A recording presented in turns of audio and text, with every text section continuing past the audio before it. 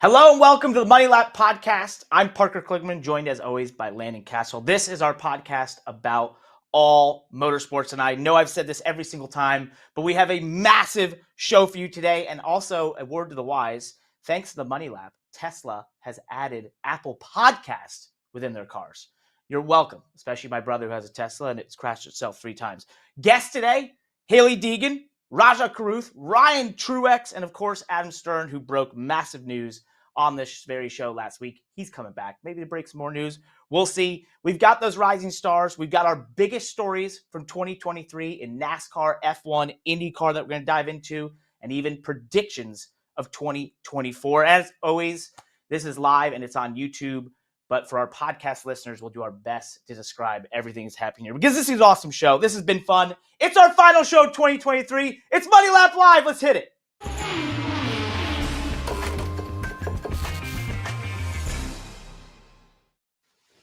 Great intro, Parker. And yes, it is a big show, but what? Don't bury the lead here. Your brother's self-driving Tesla has crashed itself? What? 3 did I say 2 or 3 times? Because I can't remember how many it's been. Also, don't mind my attire here, by the way. Do you see what I'm wearing? Yeah. What's the theme here? What do we got going on? It's around Christmas time, as you know, as many people out there know.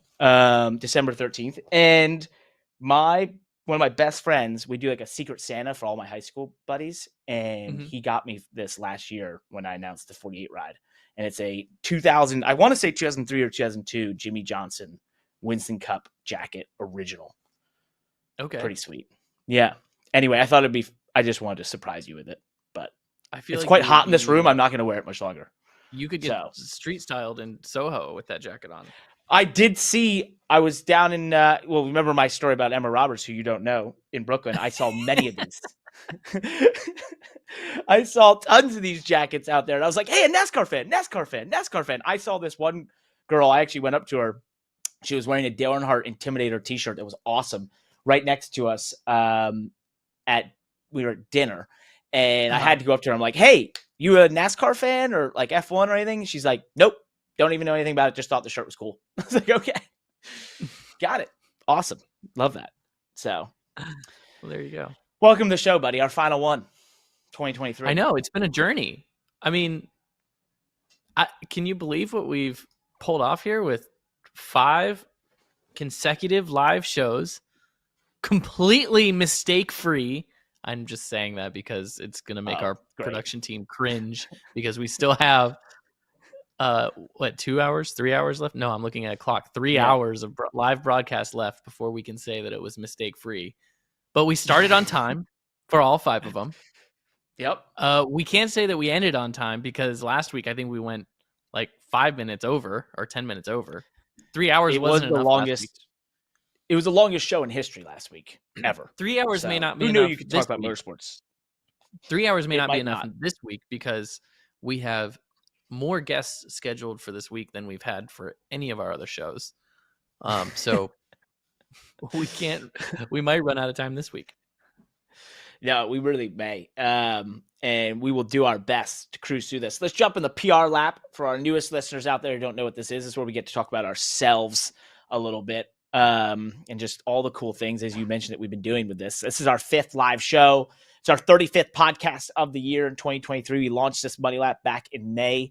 It's been awesome to see how many people have interacted with it, how many people have listened that were more than just our moms, which has been cool. And of course, reviews. We're up to 126 on Apple Podcasts. We gained 1 from last week, a huge one. The Apple Podcast app, although added to Tesla, was overwhelmed with our newest review.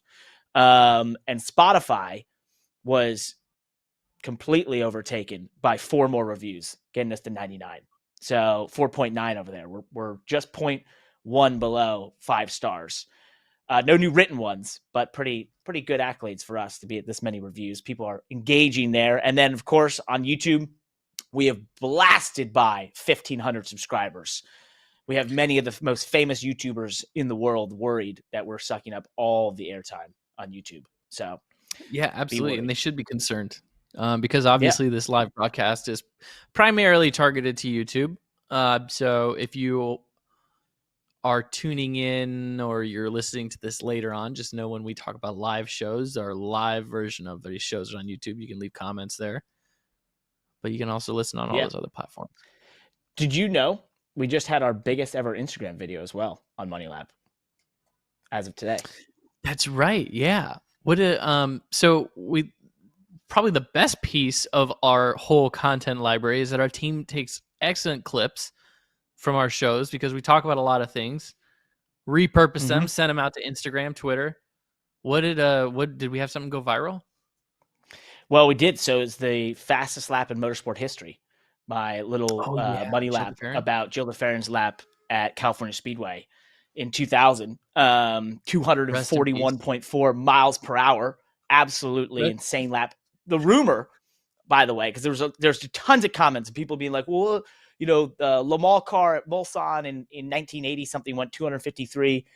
The rumor is, and I couldn't confirm it, but I've heard this from multiple people, that this into turn one on this lap, Gilles de Ferran was doing 255 miles per hour.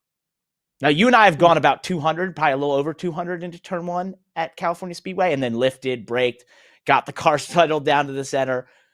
He stayed flat out most. And I don't know exactly if he's flat out, but he said the bumps were an issue there. But 255 miles per hour. That's getting it. What's the that's that's one way to put it. And yeah, that's getting it. You're covering a lot of ground in a short amount of time. I was just randomly thinking, like, in terms of speed and the reaction time, all that stuff. Is there a way to scale that down to, running a 14-second lap at Bristol? You know what I mean? Like, yeah, I know. Huh. Right, because you know how like RC cars have a scaled mile per hour, but obviously the cars running around Bristol are not to scale. But the track, if you equated, I'm overthinking this. I think you're overthinking it. I think that the key here is 255 miles per hour. Remember our pub fact. That's a pub fact.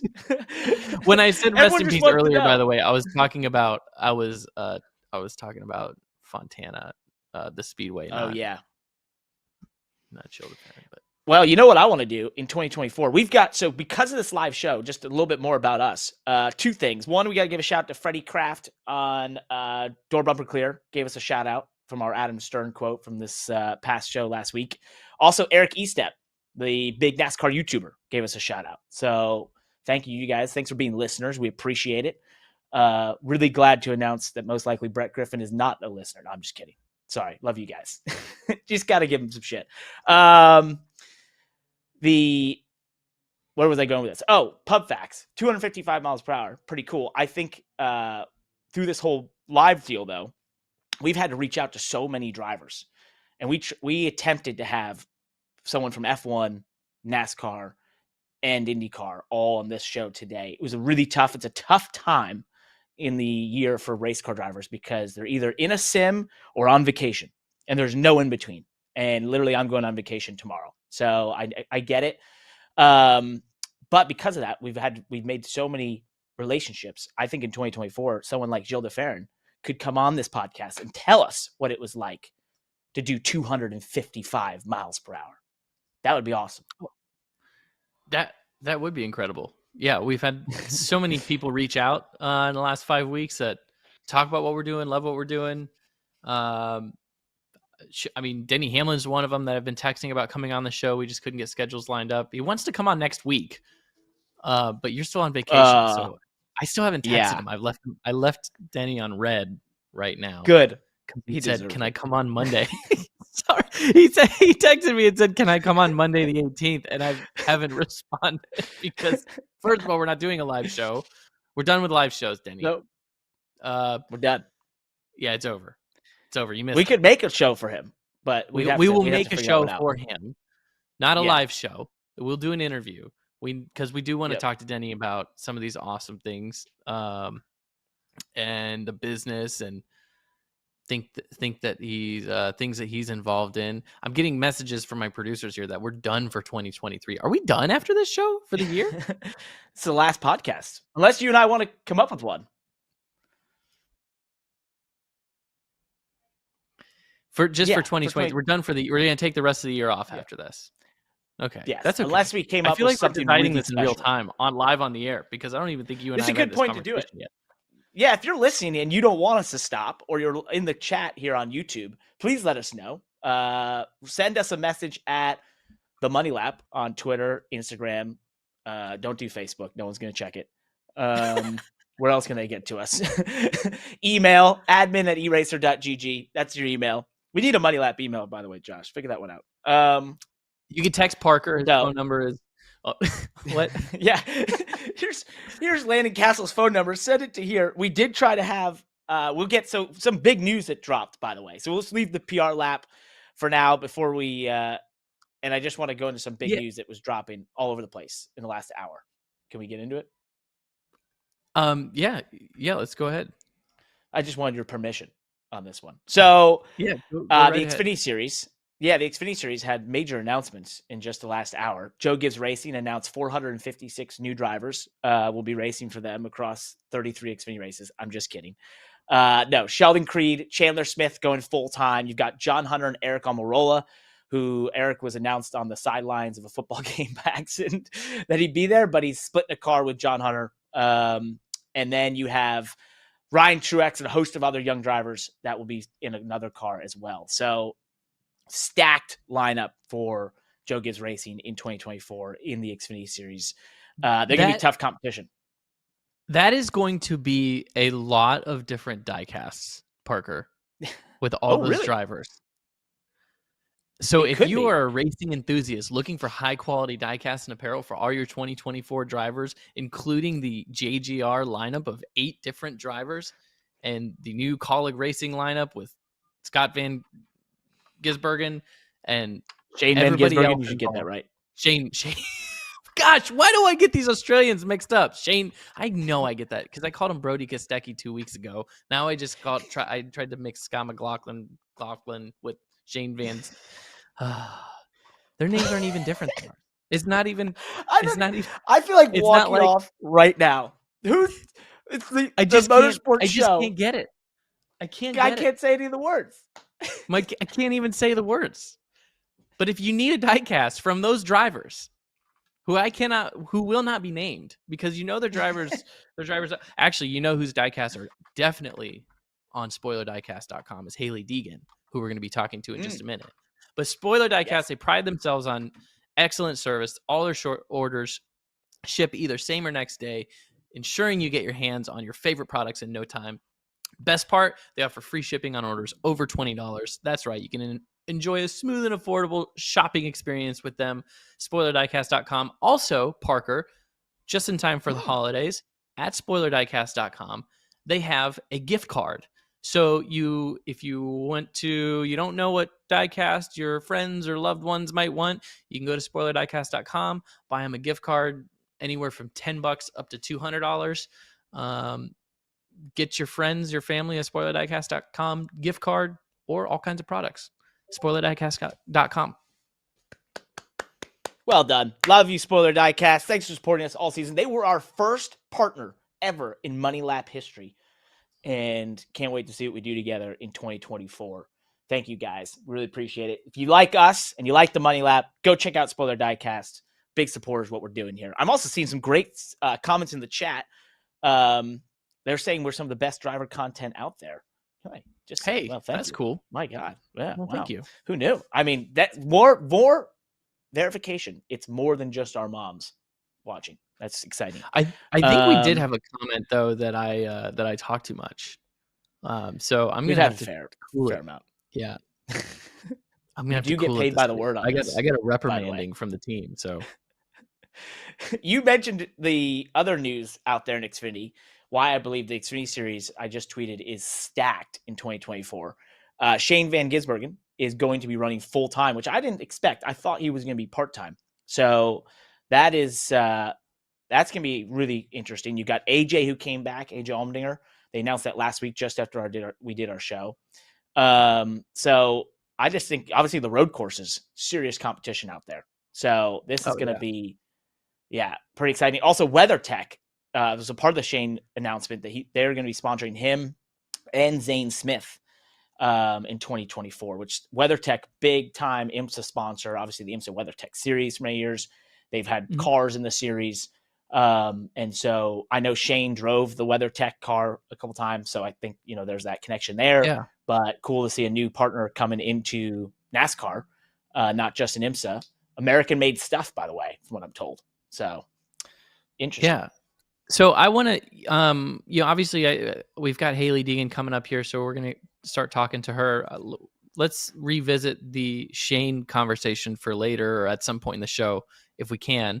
Just for a couple minutes, because I kind of want to dive into your thoughts on the economics around that, because it's, he's a Trackhouse driver. Obviously the car has to get funded.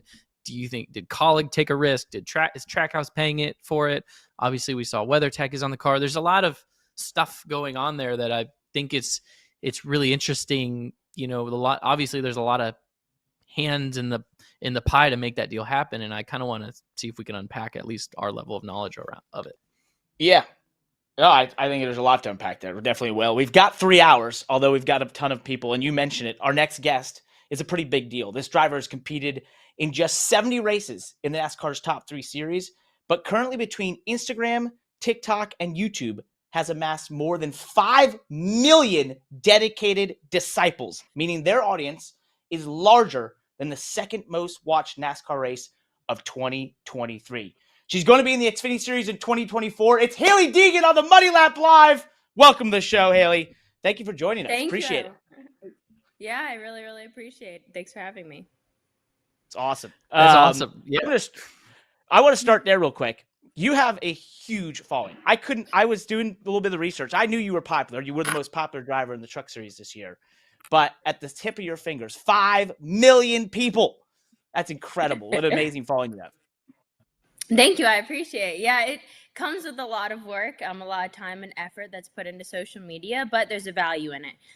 For that reason, that's why I'm able to pull sponsors, and certain sponsors that wouldn't be a part of NASCAR come in because of my social media following. You kind of get them hooked on it. It's a good grabber. That's very cool. The following is kind of a family business as well for you guys. I mean, it's your dad, your brother. It stems from outside of NASCAR. I mean, it's kind of something that's seems like it's been a part of your life for a long time. I mean, how, I feel like I look at you like a race car driver, right? That's how I view you. And that's what probably how you view yourself, but you've been a content creator for a long time. Give me your background and what that's been like? Yeah, so my dad, he was really the one who focused a lot on social media. Like, you can go back and look up YouTube videos from 13 years ago that he posted on YouTube, like little clips and stuff, like on his BlackBerry and filming on old cameras they uploaded to YouTube. And so it's definitely been a part of our family for my whole life. He's done a couple movies that's been produced by people in like freestyle motocross and all sorts of different things. So he's always had a camera around, and I think that's something that kind of stuck with us my whole childhood. At least I was always around it. There was always a camera in my face, and I was just kind of used to it. It was my normal, and kind of having everyone know that what you do on a day-to-day basis. And I think that I just kind of adapted to that into my lifestyle, and there's such a big value in it, and such a big value in it for brands that it's just really become our whole life. Mm-hmm. Definitely.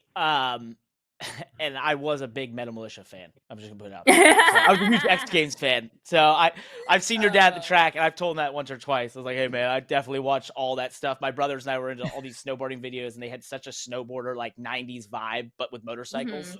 Very cool stuff. But you had a big announcement. I miss the old X Games days. Those Me days too. are fun. Yeah. People were trying to bring it back for a while, like to that prominence, you know.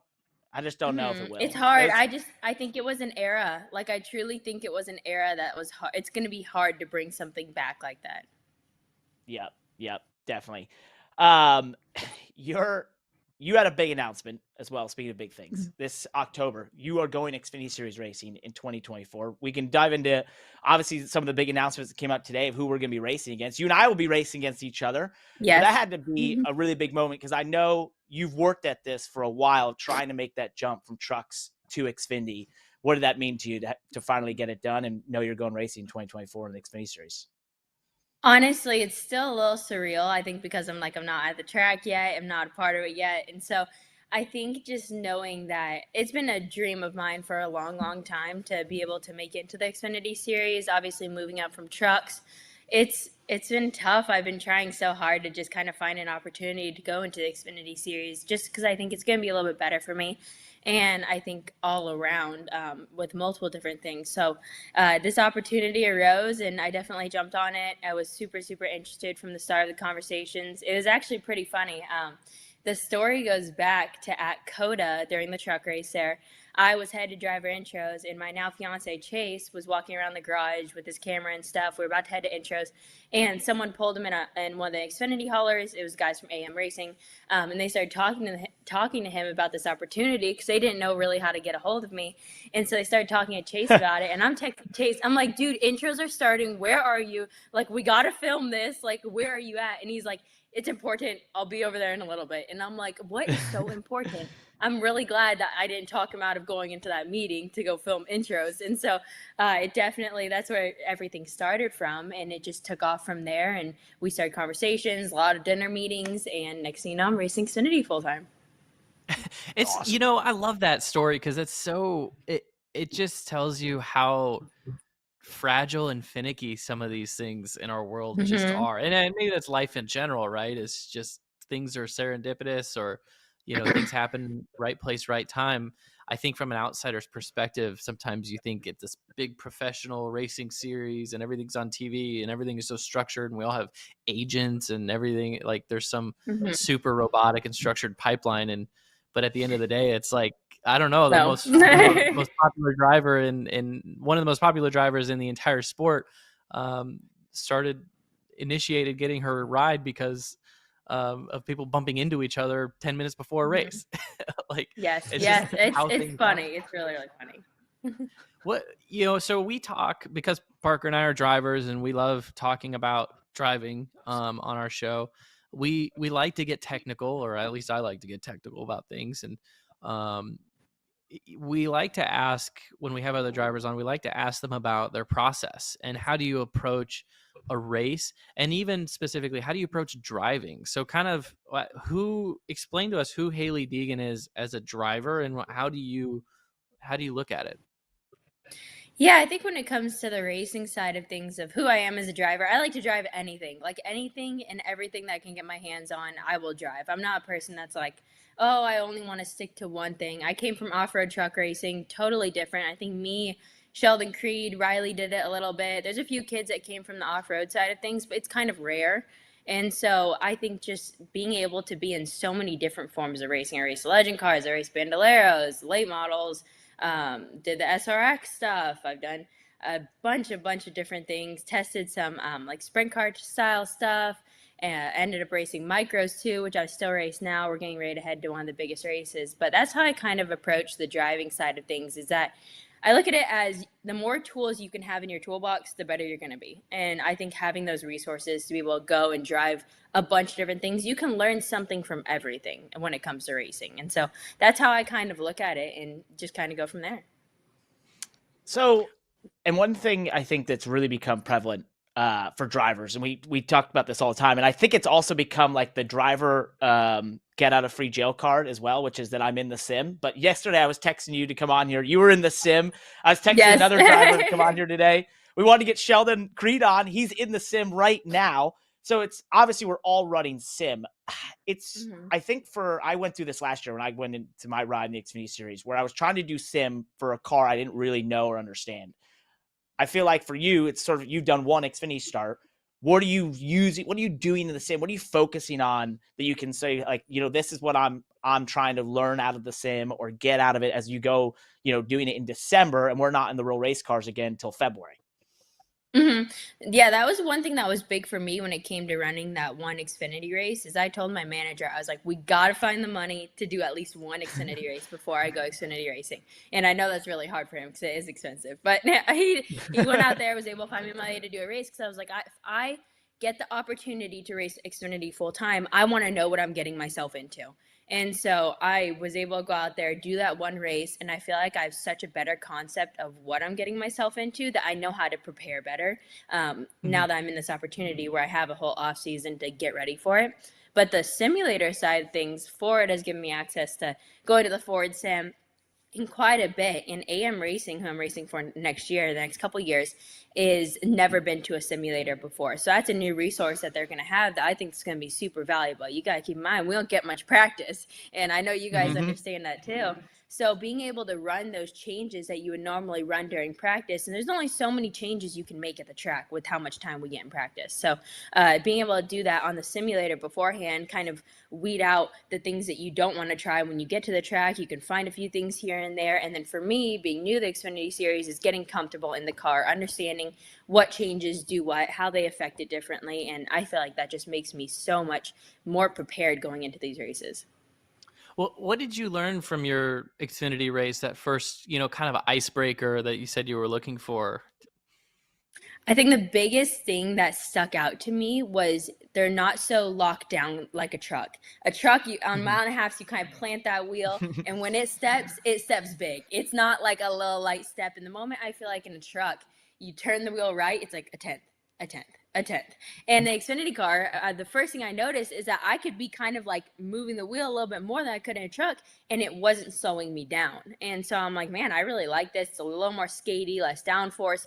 And so I felt like I was able to adapt to it a lot quicker and really figure it out a lot quicker, find that edge quicker. And that's something that I feel like will go far with me being in the Xfinity Series. You mentioned, and Parker, maybe help me with this a little bit. Yep. Because I don't know the exact horsepower differences. I know Xfinity has a little bit more horsepower, right? You've got some balloons. My gestures on my MacBook does like balloons and stuff. It has a little bit more. Was horsepower a big difference for you? Did you notice that, or is it more? I mean, the aero is such a huge difference, but in the throttle, did you feel a big difference there? I think the difference I noticed was that you had to be out of the throttle more compared to a truck. The trucks on mile and a half, you're almost wide open. Like for qualifying, right, you are wide open. First couple laps, you got a little bit of clean air, you can be wide open. And so that's something that I noticed a lot more was you're out of the throttle quite a bit.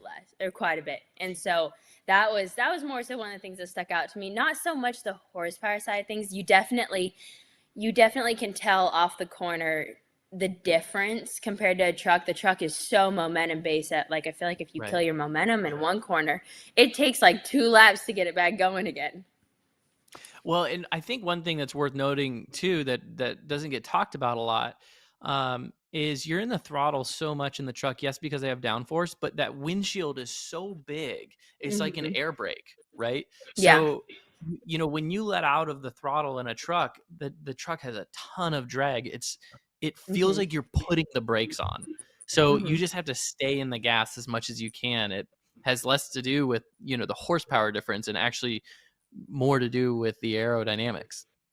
Yeah, and I completely agree. And so that was something that I felt like after I got in the Xfinity car, it was kind of, I've talked to a lot of people about it, a lot of drivers that kind of made that jump who went from ARCA truck Xfinity to know the whole difference of it as I was trying to do. And I think I've had so many conversations about it that I had a good idea before that Xfinity race that I did.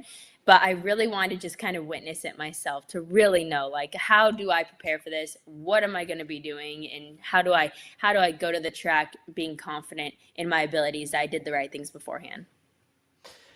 And you did a great job. I remember when you did that start, it was awesome. You were fast right off the truck in practice and in qualifying and ran great in the race. But one of the things that I went through last year when I got the chance, to come back full time and be in the Xfinity Series was I went through the schedule and I went to my team. I'm like, all right, here's what I'm worried about. I'm worried about Phoenix. I'm worried about Richmond, Martinsville. I went through this list of tracks. I'm like, these are the places I have to work at. I'm curious, for you jumping in, having done one of these races, what are you worried about? What's the thing you're sitting there going, I don't know this. I know I'm gonna have to figure it out, but what's the one thing you're just like, this is the back of my mind, or a couple things that are sitting there and you're like, I know I need to work on this because to get the success I want. Yeah, I think there's a few tracks that stand out to me. I've always struggled at Darlington, but I know the line is a little bit different when you get to Xfinity than it is in trucks. You don't run the fence, I feel like, as much in trucks as you do as in Xfinity. And so that's something I don't know if I'm worried about it, but I'm going to have to learn. And so I think Mm-hmm. that's going to be a little bit of a challenge, a little bit of a hurdle, but I'm fine with that. I hear you. Yeah, I mean it's a long schedule. 33 races, Yeah. by the way. It's a lot of races. So you have time to, Mm-hmm. even though there's not a lot of practice, you have the time. So Yeah. I want to do go just a different path for a second. I want to get real for a second because I've raced with you a while. I commented a lot of your races when you were in what was now the ARCA series, but was K&N. You're run up Mm-hmm. front and winning there. But one of the things I've noticed, just being around you in the truck series and such, is I've seen you deal, and even just on social media, with a lot. You deal with a lot of BS. A lot of shit is thrown your way for obviously basically just because you're a girl. Yeah. How do you deal with all that? Like, you have this huge following, but obviously with that comes a lot of haters and people on the internet. They're very mean, but I feel like you Mm-hmm. keep such a cheery attitude. You're always upbeat when I see you at the racetrack. How do you accomplish that? How do you deal with all that stuff, put it aside, and keep that upbeat attitude? Honestly, the whole negativity on social media, stuff like that, I completely tune it out. Like, I've gotten to the point where I really don't care because I look at it as, okay, if it's someone like a Tony Stewart or a Kevin Harvick that's saying something, say, negative about me or criticizing me, I'm gonna probably take it very differently than I would an average person or an average fan. And so I'm gonna probably take that one to heart. I'm probably gonna change whatever it is and try to fix it because there's someone that they are people who are established. They're people who have proven themselves in the sport, who understand it. And I think when it comes to the negativity of people just on social media, I just completely tune it out. Because if you're not doing what I'm doing, or if you've accomplished more, I will take your input. But if not, I really don't care about it. If you support me and support my career, thank you. I appreciate it. I love people who support me and my fans. But when it comes to the negative side of things, I completely act like they don't exist. That is good advice. Damn. Good on you. I'm not gonna lie, because I've had haters. We all have, I've had the gambling people. You make a mistake and they write really mean stuff, and then my mom sends me one of those, and she's like, I can't stand this. Why is this person saying that? And it's like, tune it out. But I just feel like that's really powerful because you have such a large following that obviously there's a lot of attention there. So I just think it's always a powerful thing. You're able to put that aside and go focus on the driving and the racing. We've talked about you love driving the Xfinity car. It fits your style more. We've talked about what you're worried about. What's the other side of the Xfinity series you're looking forward to being a part of just in getting this level? What's something else? I think it's going to be a challenge, and I think this last couple years has been kind of, I don't know, I feel like very like static. Like, there hasn't been like very, very many like super high moments or like super, super low. Like, I feel like it's just been kind of like static. And so I think going to the Xfinity series, it's a new challenge for me and something kind of a little pep in my step to go and say, okay, I have so many things that I want to accomplish that I'm going to have something to work towards and kind of keep building off of. And I think having a team that they really, really understand what I'm trying to accomplish and we're both on the same page, super realistic about our goals. They're not going, okay, we're going to go out there and we're going to win the first 3 races. Like, they're not trying to be like that. And so they understand the challenges that we're going to be up against. And we all have we're on the same page. And I think that's something that's huge. And even going back to like the whole haters deal, I think the hardest part is the people around me, or say my team, my crew, say it's the whole team, the PR people on the team. The hardest part is for them to get used to it. And I noticed that a lot of them are like, oh, I want to comment back to this stuff. And I think it's just really funny because wherever I go, I'm like, you said be prepared for it. I'm like, completely ignore it. I'm like, that's what I do. I really don't care about it. If I don't care about it, you shouldn't care about it. Well, that's a really good point that you mentioned that probably gets overlooked because, for a lot of those folks, let's just say your management team and your PR folks, their job is to represent you and to and kind of be an extension of you at times, right? So they might read those things and they're going to feel those things as if it was said about them, right? And so they probably have some concern in those times, and when they see those moments and go, what should we do about this, and what's Hailie thinking, and how to handle it. So your leadership there is important, and you are as young as you are, you're a seasoned veteran when it comes to being on social media and handling, criticism and everything from just who you are on social media to yourself as a race car driver, right? And that was kind of my what I was thinking, and listening to you answer Parker's question and now talking about your season. You have your social media presence, and then we're moving up to the Xfinity series, twice the audience, twice the amount of asks, and the sponsorship is more, and NASCAR is going to be asking you to do a bunch of things, even more than they've probably ever done because you're in the Xfinity series. So how do you manage all of that? I mean, do you have a sports, do you work with a sports psychologist to help you organize your thoughts and your focuses? Do you meditate? Do you, how do you organize your schedule? Like, what is your daily routine and your big picture routine look like for managing all this? Yeah, so I have like a specific manager, and he manages my dad, my little brother. He really is very, very focused on our family. He grew up with my dad. He's been my dad's manager his whole life. And so he's like a second dad to me as I look at him. And he does a really good job of having people on his team to, schedule everything for me, say like in Google Calendar, whatever it is, and have everything laid out just so I don't have any missing pieces. And then all our sponsor obligations, they lay that out on like a yearly master calendar for me. And I get notifications that like, hey, this next week you need to have 2 monster posts done or 3 Ford posts or film this YouTube video. And they give me the full breakdowns of it all. And then I also have another manager on YouTube who sells my YouTube specific deals. And it's super easy. He pretty much says, hey, I have this amount of money from this brand. Do you want it?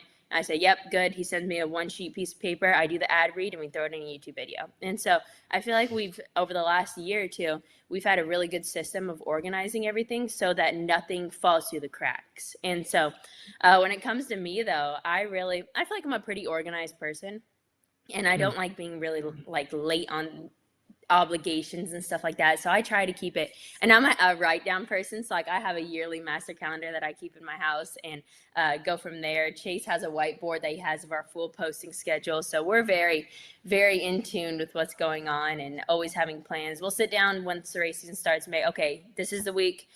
What do we have going on this week? And we both talk and figure out exactly what our week looks like so that we're not going, okay, we need to film this. Well, I already had this planned, and so nothing gets really crossed up. So I feel like we've got a good system of it.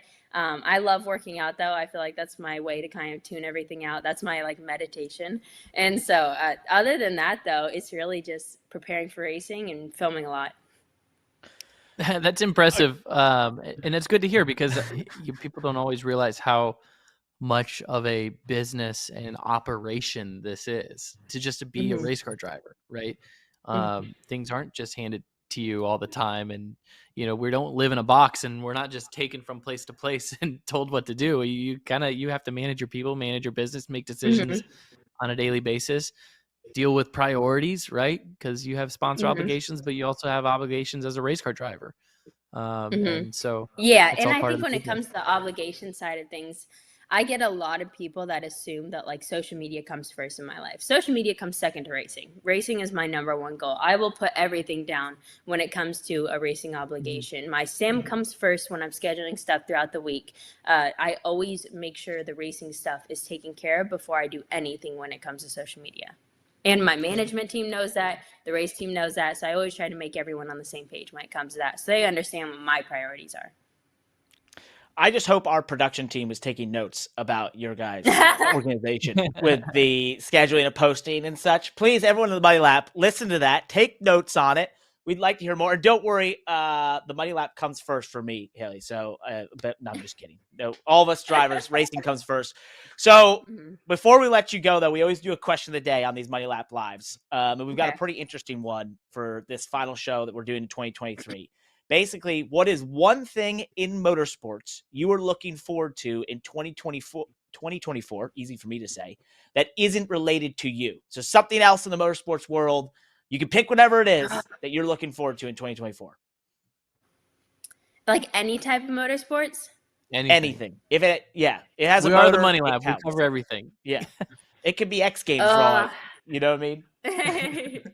Next year, so my goal for next year is I really want to try to make it to one of the F1 races. So I think that's something that I'm looking forward to, is trying to make it to one of those. But honestly, a lot of the stuff in racing, I'm not very good at keeping up to speed with everything that's, believe it or not, like even though I'm very in tune with social media, I don't go on social media a whole lot and just kind of scroll. Like when it comes to like Twitter or anything like that. So it's hard to say. Good for you. No, that's great. That's a great trait. You should definitely keep that. And that's a good Yeah. one. You want to go to an F1 race in 2024? That is something to look forward to in the motorsports world. I think we would Yeah. like to as well. So maybe we'll see you there. Anyone in A couple particular? Well, I think the only one that works in our schedule. Well, you could go to the Sundays of Miami or Coda, I guess. So Yeah. we Yeah. race. Yeah, we just the travel. I tried to figure it out this past year, and it didn't work out for me. But Vegas is I open know my as well. schedule's a lot this year because I'm doing a lot of dirt racing too, along with it. And so, plus the 33 races of Xfinity, I have another like 20 dirt races I'm gonna be doing. So we're looking at around 50 some races, and I don't know what's happening or if I'm gonna be doing the SRX series yet. But if that gets added in, that's gonna be like another bunch of races too. So who knows? I did 41 this year, and I thought that was a lot. You're incredible. That's amazing. Keep it up. Keep it up. Really cool. I appreciate it. Look forward to racing you next year. Thank you, Yep, Hailie. I will see you at the track. See ya. Thanks, Hailie. See ya. So we're trying. That We was do have awesome. a big show. That was great. She's awesome. Well, And first of all, I really- want to tell, I want to make a point. I appreciate how assertive she is with her career. I think that's something that maybe goes unappreciated. Appreciated. Is that what I'm trying to say? Because Yep. I just think that maybe the people think that she's just got such a big and powerful family and team, and she's so well known. And at the end of the day, people maybe forget to realize that it comes down to her. It's her job. It's her career. It's her life. It's her brand. And it's cool to hear that she's got these priorities and she has this assertiveness to how her and Chase operate their household and their schedule. And I don't know, I liked hearing that. Dude, I actually think 100% that it's a great, like, to me, she is the modern race car driver. And I believe our next guest that we have coming up later on in this show, Rajah Caruth, he's a similar thing to me, of the modern race car driver who, from a, it's not just about the driving side and sponsorship, but there's a whole production content side to their business. You are a business, but unlike other athletes, it's kind of on you. It's no team is going to do it for you. No one is going to step up and, create the series isn't going to do that for you because you're going to be one of 40 or 50 people. Mm-hmm. You have to do it. And these drivers, have these younger drivers in their early 20s are doing that so well. And I feel like for us, we were in an era where it wasn't condoned in a big way. It wasn't encouraged in a lot of ways. And I think, some of the other drivers have had either to open up to doing that or, do like we are, launch a podcast, have a team creating content, like make it a focus, because that is a really important part of being a part of motorsports now. Well, I don't care if you're in F1 or in the Xfinity series. They're all doing it. And I think it's important to note that this is not to take anything away from the previous generations. I mean, they're the ones. They've race car drivers for decades, for as long as it's been around, have had to operate as a business on and off the track, right? Dale Earnhardt and Jeff Gordon famously have stories, if you've ever heard them, about how they created their merchandise companies and their sponsorships and their appearances. And, so they've been doing no different than what Hailie is doing for herself. And every race car driver now, like you said, the modern race car driver has to do it. But I think what you mean by the modern racer driver is, those obligations changed, right? They're different now. The content is different. The way we distribute the content, it's different. The way we could, create the content is different. So when you say the modern race car driver, back in the days of Dale Earnhardt, it was filming commercials on a farm and doing appearances at a parts store or, car dealerships or whatever they were. And now it's creating podcasts and creating YouTube videos. It's just a different vehicle for communicating a message to your fan base and to eyeballs. And so, It's just cool and refreshing to see young drivers, and we're so critical in any part of the world, I guess, that people are critical of younger generations and the new way of doing things. So I guess my point earlier was that it's just cool to see a refreshing young face that has an assertiveness behind what she's doing and knows, seems to know that she has what her plan is in her direction. I'm not judgmental. I wish I had done it. I wish 13 years ago I was focused on YouTube and creating content at the level that she does, and that I do now, because who knows what that would have accomplished in the platform it gives you, and it allows you to do so much in the modern age, and having an audience, right? Like, at the end of the day, an audience is one of the most valuable things you can have, and she has created that. Speaking of which, so we did mention we are going to try in this episode of the Money Lap have sections. So we're going to try and dive into the NASCAR section. Then we'll have an F1 section, F1 and IndyCar, as well as all our interviews. So this is more like our normal podcast until we have our next guest. So this leads perfectly into the NASCAR section. And I want to kick it off with something that wasn't even in our notes. So the production team is about to freak out. But give me a second here. Joey Logano was quoted on SiriusXM saying that NASCAR fans are spoiled by their access. Now I'm going to continue the quote, by their access to the drivers and such. This was discussed. I actually listened to that episode of Door Bumper Clear that Freddie Kraft mentioned us on, and with Tyler Reddick. It was their Christmas special. It was really interesting. And I actually appreciated some of the points in that, that was probably a misguided term, not the correct word to use, and comparing to other sports in terms of access, by saying the fans are spoiled. I think probably the wrong terminology. I understand that there is a thought process that NASCAR drivers are some of the most accessible athletes there are. That is and isn't true. Yes, at the track, if you get a pit pass, you're going to find a way to bump into them or be right next to us, whatever, right? But one of the things I really appreciated was Brett Griffin, who said that, yes, that's true, but you mentioned it, just 20 years ago, drivers were doing hundreds of appearances. We were in market for 3 or 4 days, doing appearances at grocery stores and so on and so forth, at bars and restaurants. Now, I do that personally with Spiked Coors, which has been really cool. We go to liquor stores in almost every race that we go to, and Walmart's trying to promote Spiked Light Coors. And we've met a lot of fans doing it, but I even had a fan at Daytona this year come up to one of our appearances. We did 2 on that day. And he came up to my last one at a liquor store, and he was gracious enough to, buy the product or whatever for the next day. And he said, "Hey, my plans for later are not happening. Do you know anywhere like that there's more appearances, or like where there's more, I can go see more racing stuff?" And I had no answer. There's none that happening. Not in market, I don't even know where to find those things. It's JSK really used to have that, evaporate. right? Yeah, but I think the problem is you don't have, you talk about sponsors and they were investing in the sport in, large TV commercials. Sure, that was definitely part of it. But the last part is just even the track activation, the in-market activation. We talked about all the stuff that happened at F1 Las Vegas. That is evaporate outside of the Daytona 500 and some of the bigger races for NASCAR. And so I think it's, they said it well. It's going to come down to the series figuring this out. We had Jeff Gluck saying there needs to be a content day, right? So I think, yes, at track, at that moment that you have a pit pass, probably one of the more accessible athletes in the world. But in terms of trying to meet a driver, if they were trying to meet you, it would, or myself, not at racetrack, that's going to be a tough thing to do.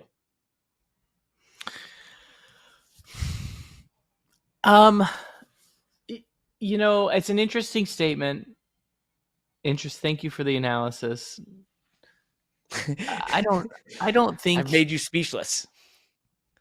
I think if you're going to a race, if you're on social media, if you follow the team, follow the driver, I actually don't think it's that hard in race market to figure out what's going on, where to find somebody. And all those appearances that you referred to from back in the day, I mean, those drivers are getting paid to do a lot of those, and that we don't do as many of them anymore is because we don't get paid to do them anymore. Exactly. I mean, I love That point meeting was brought up fans as and well. I love hanging out and I love doing that stuff. But it's an extra day at home is probably better than a non-paid appearance. I guess if you don't have to be there, sometimes there's required appearances and things like that. But I'm trying to kind of unpack Joey's words, and you kind of defended him. I don't know if I'm going to defend him entirely. I think that it's like, one of our selling points of this sport is that accessibility. It's just, it is. It's how we have identified with our fan base on a pretty human level. We're not an elitist sport. Even though we have really big corporate sponsorships, we're just not an elitist sport. We're not an exclusive sport. We're a sport for everybody. NASCAR is a very inclusive sport. And part of that inclusivity is the fact that just everybody is accessible, and all the way up to the drivers that are in the cars, that we are very active with our own schedules and our own appearances. And I don't know if that's intentional from the founding fathers of the business, or if that's a byproduct of, so many corporate sponsorships being attached to the athletes, where you look in other sports, the corporate sponsorships with the teams are not as closely related to the athletes, right? So the athletes are, can create this barrier between themselves and these corporate obligations, where our sport is funded on corporate sponsorships. It's directly related to our compensation, not even just our compensation, but our ability to compete, right? So it's just in our nature to be like, oh, you want us to sign autographs at your store? Aye, I'll be there. Right. It's, pretty easy thing to say yes to.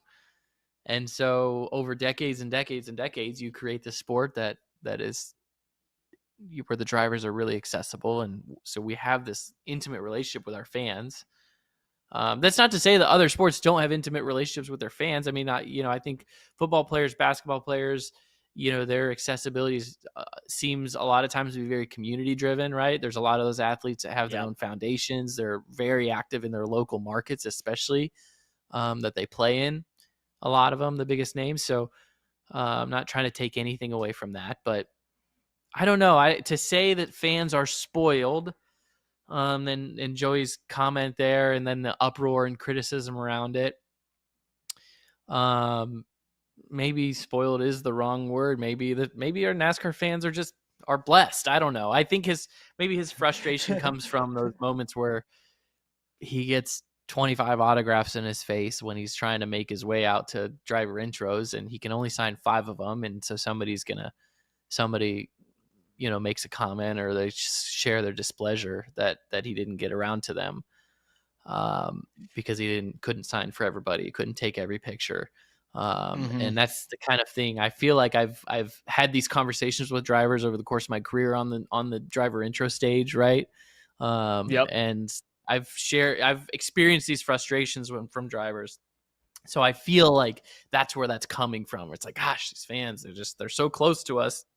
They get so much access, which is great, but then they yell at you when you don't sign, or they don't take a picture. So was that like a whole roundabout way? I'm actually being told we can hear the quote, by the way. We can play the quote. We have this capability. I think Zach, and let's listen for it. Let's see if they can make it happen.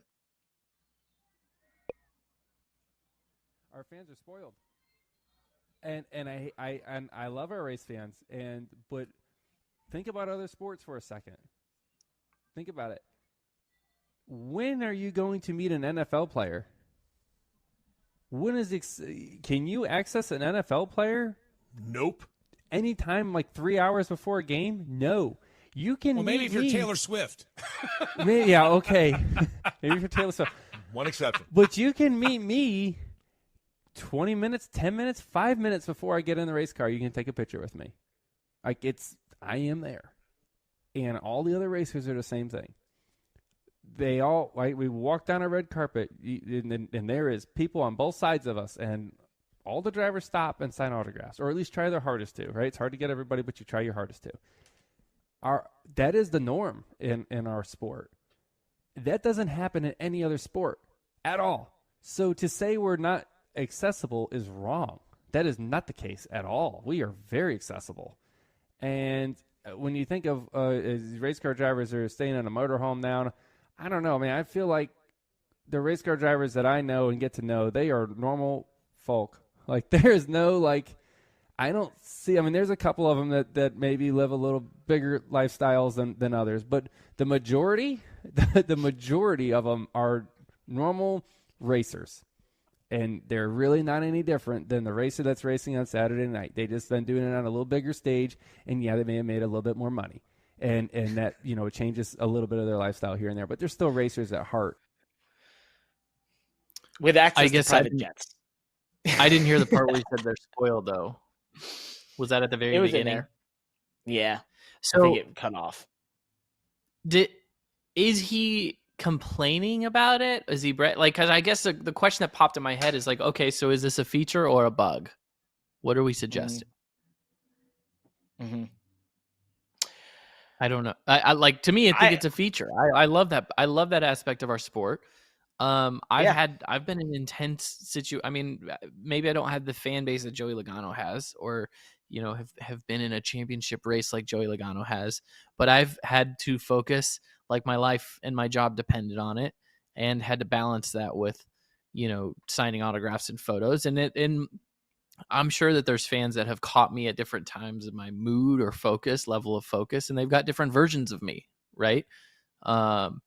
Whether it's before or after a race, or depending on the intensity level where I'm at in that time. And that's almost like what Hailie Deegan was saying. Okay, well, racing is my priority. You know, the accessibility to fans is a piece of racing, but that's not a priority over the race itself. But I think the fact that the fans are accessible to us via the red carpet and the access that NASCAR gives them, right, in the fan zones and things like that, things that don't exist in other sports, like what Joey was talking about. I think that those are a good thing. I think they're a feature. I don't think it's a bug. And I don't think the fans, I wouldn't call them spoiled. I maybe blessed, lucky to be a part of a sport that allows them. Hashtag blessed, baby. Hashtag blessed. Yeah, like, can we say that they're lucky? I mean, seriously, because they are lucky. I think if you like NASCAR, you're a fan of NASCAR. What a time! Why not? You should, because I mean, that's the opportunity is there to love a sport, to run the roost. Go have, you know. Now, I will preface that by saying getting garage access and those lower, you know, those do take either large monetary, cost, or, you know, you've got to be a sponsor or relationship with a driver or team, whatever. Yeah, those sorts of things. So I get that there is a barrier to entry in that position. But then I think about like the fan zones, Phoenix, where you can literally, I think you can get there with like any ticket into that fan zone in the middle and suddenly be up on the, you know, at the cars in the garage, which every championship race there is amazing. That practice session where there's just thousands of people around those 4 cars that are racing for the championship in the garage. It's such a cool thing. Talladega, I think, is like that now a little bit. You've got the Daytona fan zone that we all go through and the cars right there. So I think, you know, Vegas is like that. I think that the ability is there, and hashtag blessed.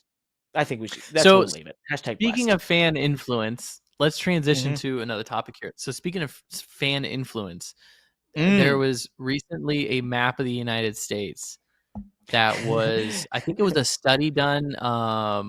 There was a university study. I know we'll cite the source here. So map of the United States, America's favorite racing series by state.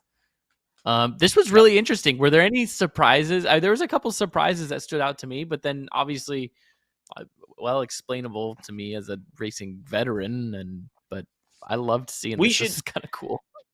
This is actually fascinating, but I don't know the metrics behind it. But this is from Break Hard, who's a YouTuber, I guess, that does and like content creator around motorsports, and had this with UPenn. I think is the group, University of Pennsylvania Institute of Sport and Science, that helped them do this. And I don't know exactly what they're defining, and if it's like a survey or how they did this, or is it Google Trends or Google searches? But there's a couple that stick out to me. First and foremost, here in the Money Lap Studios in Stamford, Connecticut, F1. Hey, Connecticut, get your shit together. What are you doing? You have a champion in the Cup Series with Joe Logano, Ryan Preece racing up there, myself, Anthony Alfredo. Come on. We need some more NASCAR love there. Secondly, and the fact that Lime Rock Park isn't listed directly as the favorite of all motorsport things ever in Connecticut. Disappointing. I think Georgia saying IMSA and not NASCAR, the most popular driver in all NASCAR does Cup that Series. tell you that is an interesting one? So, which I don't know. Again, this was based on the 2023 data from the University of Pennsylvania. So I don't know the source of their data. I don't know where they got this data, how they, how this. I mean, obviously Utah is just not a race fan at all on this map because they don't even have a favorite series. They just opted out of it. So I think I saw a different version of this. Hold on, stop there. So Utah, I believe on the video that Break does, it showed, I think he said it showed supercars from Australia somehow. So that's where this is definitely losing validity quickly. So yeah, we do want to check the data. But so here's a couple interesting explanations then to go off your Georgia thing. Georgia is interesting because you would definitely think NASCAR, Chase Elliott, the most famous, or the most popular driver in the Cup Series, you would think NASCAR would take that. But Georgia does have a really big IMSA race in Petit Le Mans. Yep. That's and Braselton, Georgia. That could, Chase Elliott is the most popular driver in NASCAR, but that's a nationwide vote, right? Popularity contest. Yep. Maybe he's not as he's popular in Dawsonville, Georgia. Maybe he's not as popular the rest of Georgia. Maybe Petit Le Mans is more popular in Georgia than Chase Elliott carrying NASCAR. The other one I wanted to point out that's interesting. First of all, shout out to the Midwest. Shout out to Iowa for keeping it real with dirt racing. I mean, we got more of that in Iowa than with the World of Outlaws. Yep. We got more of that in Iowa than we got anything else. But also shout out to Wisconsin for keeping it real with the ARCA Menard series. I mean, there's all kinds of cool, sexy racing going on. We got F1 all over the place. We got NASCAR. We got, whatever, IMSA, endurance racing, NTT, IndyCar, obviously in Indiana. But Wisconsin's up here is like, hey, yeah, we got the Milwaukee Mile. We got some ARCA racing. We like, we just like some good old short track racing. So shout out to Wisconsin for keeping it real. I don't know the validity of this thing. Break hard. You need to show your source of data on this. But yeah, if it's valid, go Wisconsin. Probably just tick that box because they saw Menards and they love Menards. So how about that? Yeah, there you go. Yeah. Is it Wisconsin-based company? So the entirety of the thousands of people that work at Menards in Wisconsin decided that was their favorite because it's Menards. So we should definitely move on. Fun times there, but you did point out some of the best out there. Wait a second. What'd you get? There's a Reddit comment in this. Maybe we just got totally punked because there's a Reddit comment on this that just says the fake data map citing a fictitious university department institute, which just happens to be the acronym UPIS. What? No way. We got duped. That's awesome. That is legendary. Whoever this guy is why. Wait a second. We need this person must come on the Money Lap next. We need a special episode. Actually, this is why we are race car drivers and not journalists. Yeah, well, we say we're not. Just cool stuff in motorsports. This was a cool thing in motorsports. Apparently not real, though. It was definitely a conversation starter, that's for sure. Hell yeah, I actually like that. That's awesome. Somebody should do it for real now. We should do it for real. But I want to speak to this guy. Somebody reach out. We are live. Reach out. See if we can find him. We need to get him on here. Let's go to real stuff that happened then. So the topic that won't die until it probably eventually does die. Lit up Twitter the last 2 days. Horsepower in NASCAR. It's been the topic of 2023. And the senior vice president of ECR Engines, Bob Fisher, on Sirius said that if they wanted us to bump this power level up, 750 horsepower wouldn't be a huge tear up for the engine companies. Reaction, Landon. It's the same as it was last time we talked about this, which is who is, well, maybe we did we talk about, I know we talked about this privately.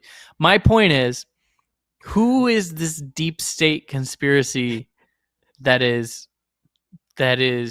cutting horsepower across all motorsports over the last 2 decades? Who are these dark shadows that have been cutting horsepower, and why? It's a deep state. There's going to be, like the History Channel, conspiracy shows. No, that stuff doesn't go on History Channel. This is like, it's going to be on like Rumble or something like that, or Truth Social. Like it'll be some like 45-minute documentary, like amateur made documentary, tying together all these different characters involved and decisions and random clips of people saying things, and it's going to get to the bottom of why there's been an international cabal of dark, shadowy figures that have been cutting horsepower in motorsports for the last 2 Do you decades. think they meet in a room that's like a large mahogany table, fireplace, pipes and cigars? You know what I'm thinking? Like in full on black tie. They're just sitting there being like, the motorsports have too much horsepower. Lower it It's now. a summer retreat in the Pacific Northwest where they worship a effigy of a tiny horsepower. I don't know. The motorsports is becoming too popular. Lower them now. It's like, we don't want this anymore. We must get it out of here. It's just, I don't know, crazy. One other thing on that topic. So, okay. So now that we've got all the jokes done, so one thing that's worth noting is I feel like Bob Fisher from ECR making this statement publicly is the first, correct me, but is this the first time that we've really heard an engine builder come out and say, yeah, that's no big deal? Right? Because, I mean, maybe publicly, yeah. I've heard it privately. Hendrick, sure. Yates, like we've heard from Jeff Andrews, we've heard from Doug Yates, but those guys are always like, well, there's all costs involved and changeovers and the redesign and I feel like their public statements are typically in the direction of the bringing up the challenges of increasing horsepower. Is this the first time that we've heard from an engine builder that's like, yeah, it's doable?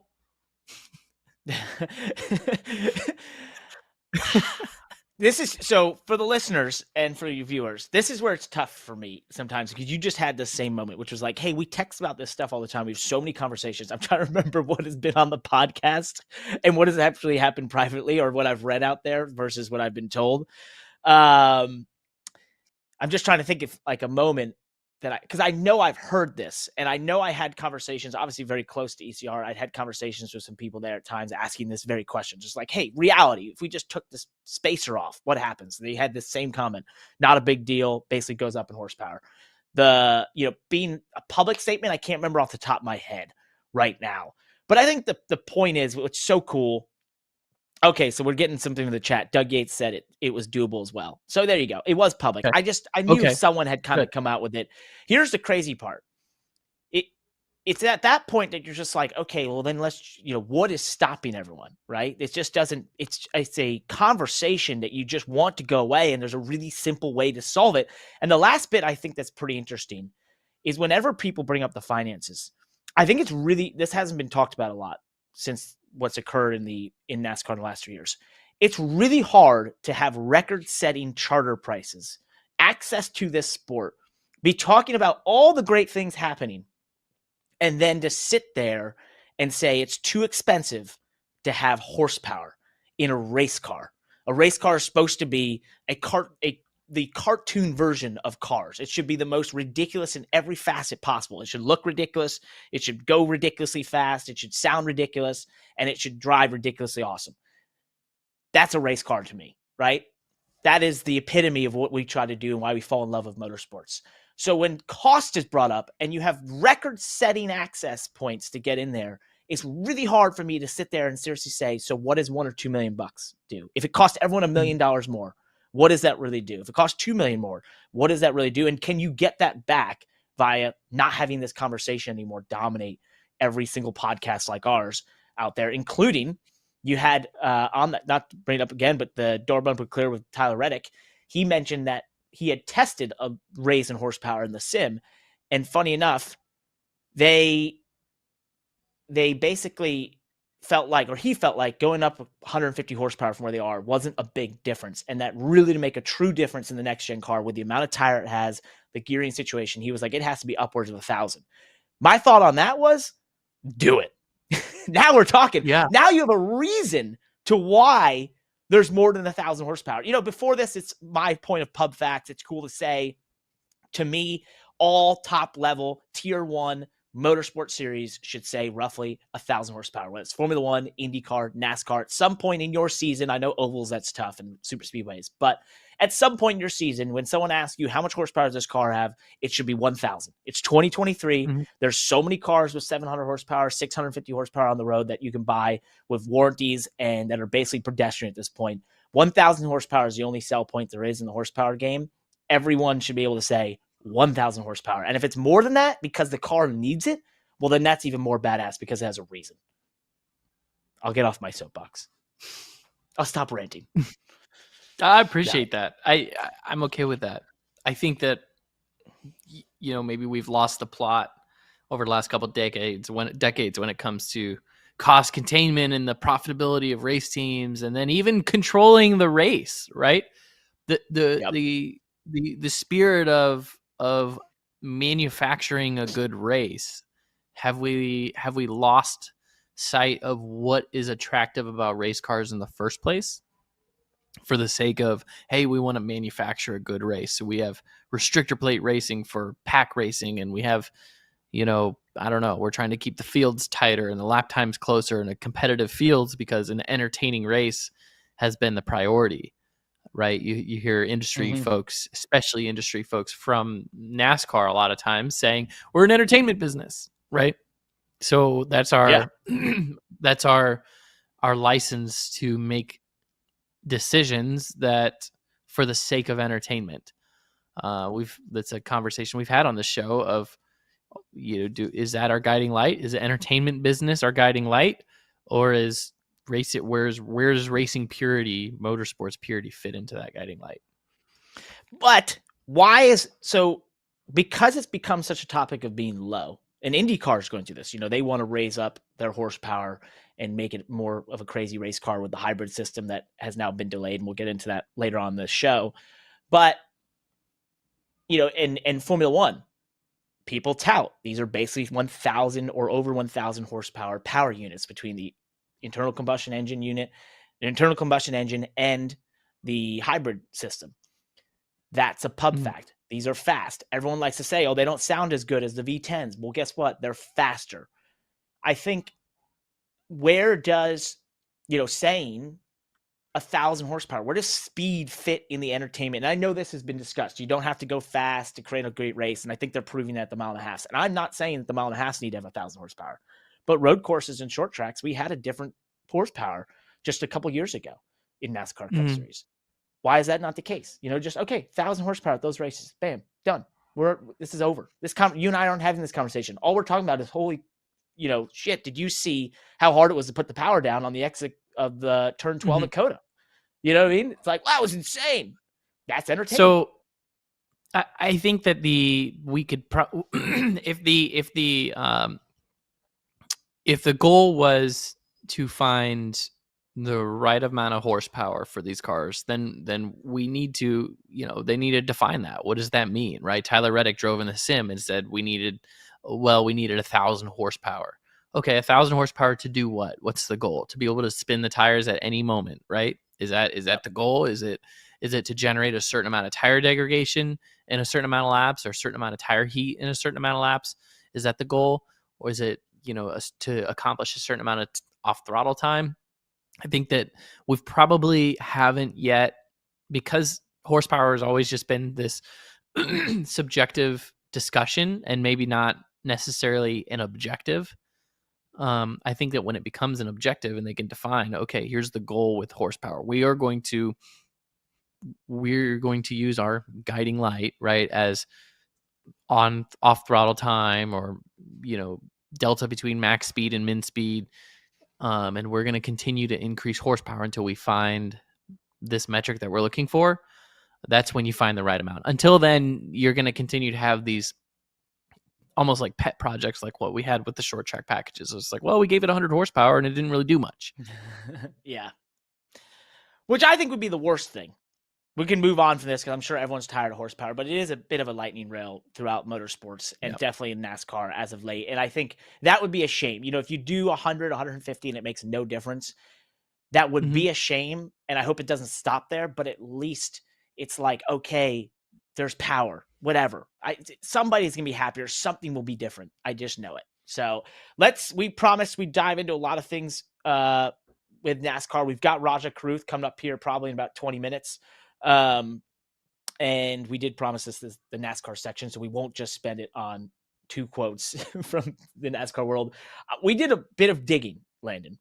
So here at the Mighty Lab, we did some retrospectives. We went through basically the whole season, especially Josh and Kyle, who were awesome to go do this. And some big things stuck out from this year. I just want to sort of get your temperature on them, and we can choose ones we want to dive into and not. I'd say we take 2.5 minutes on each one, try to get through as many as possible.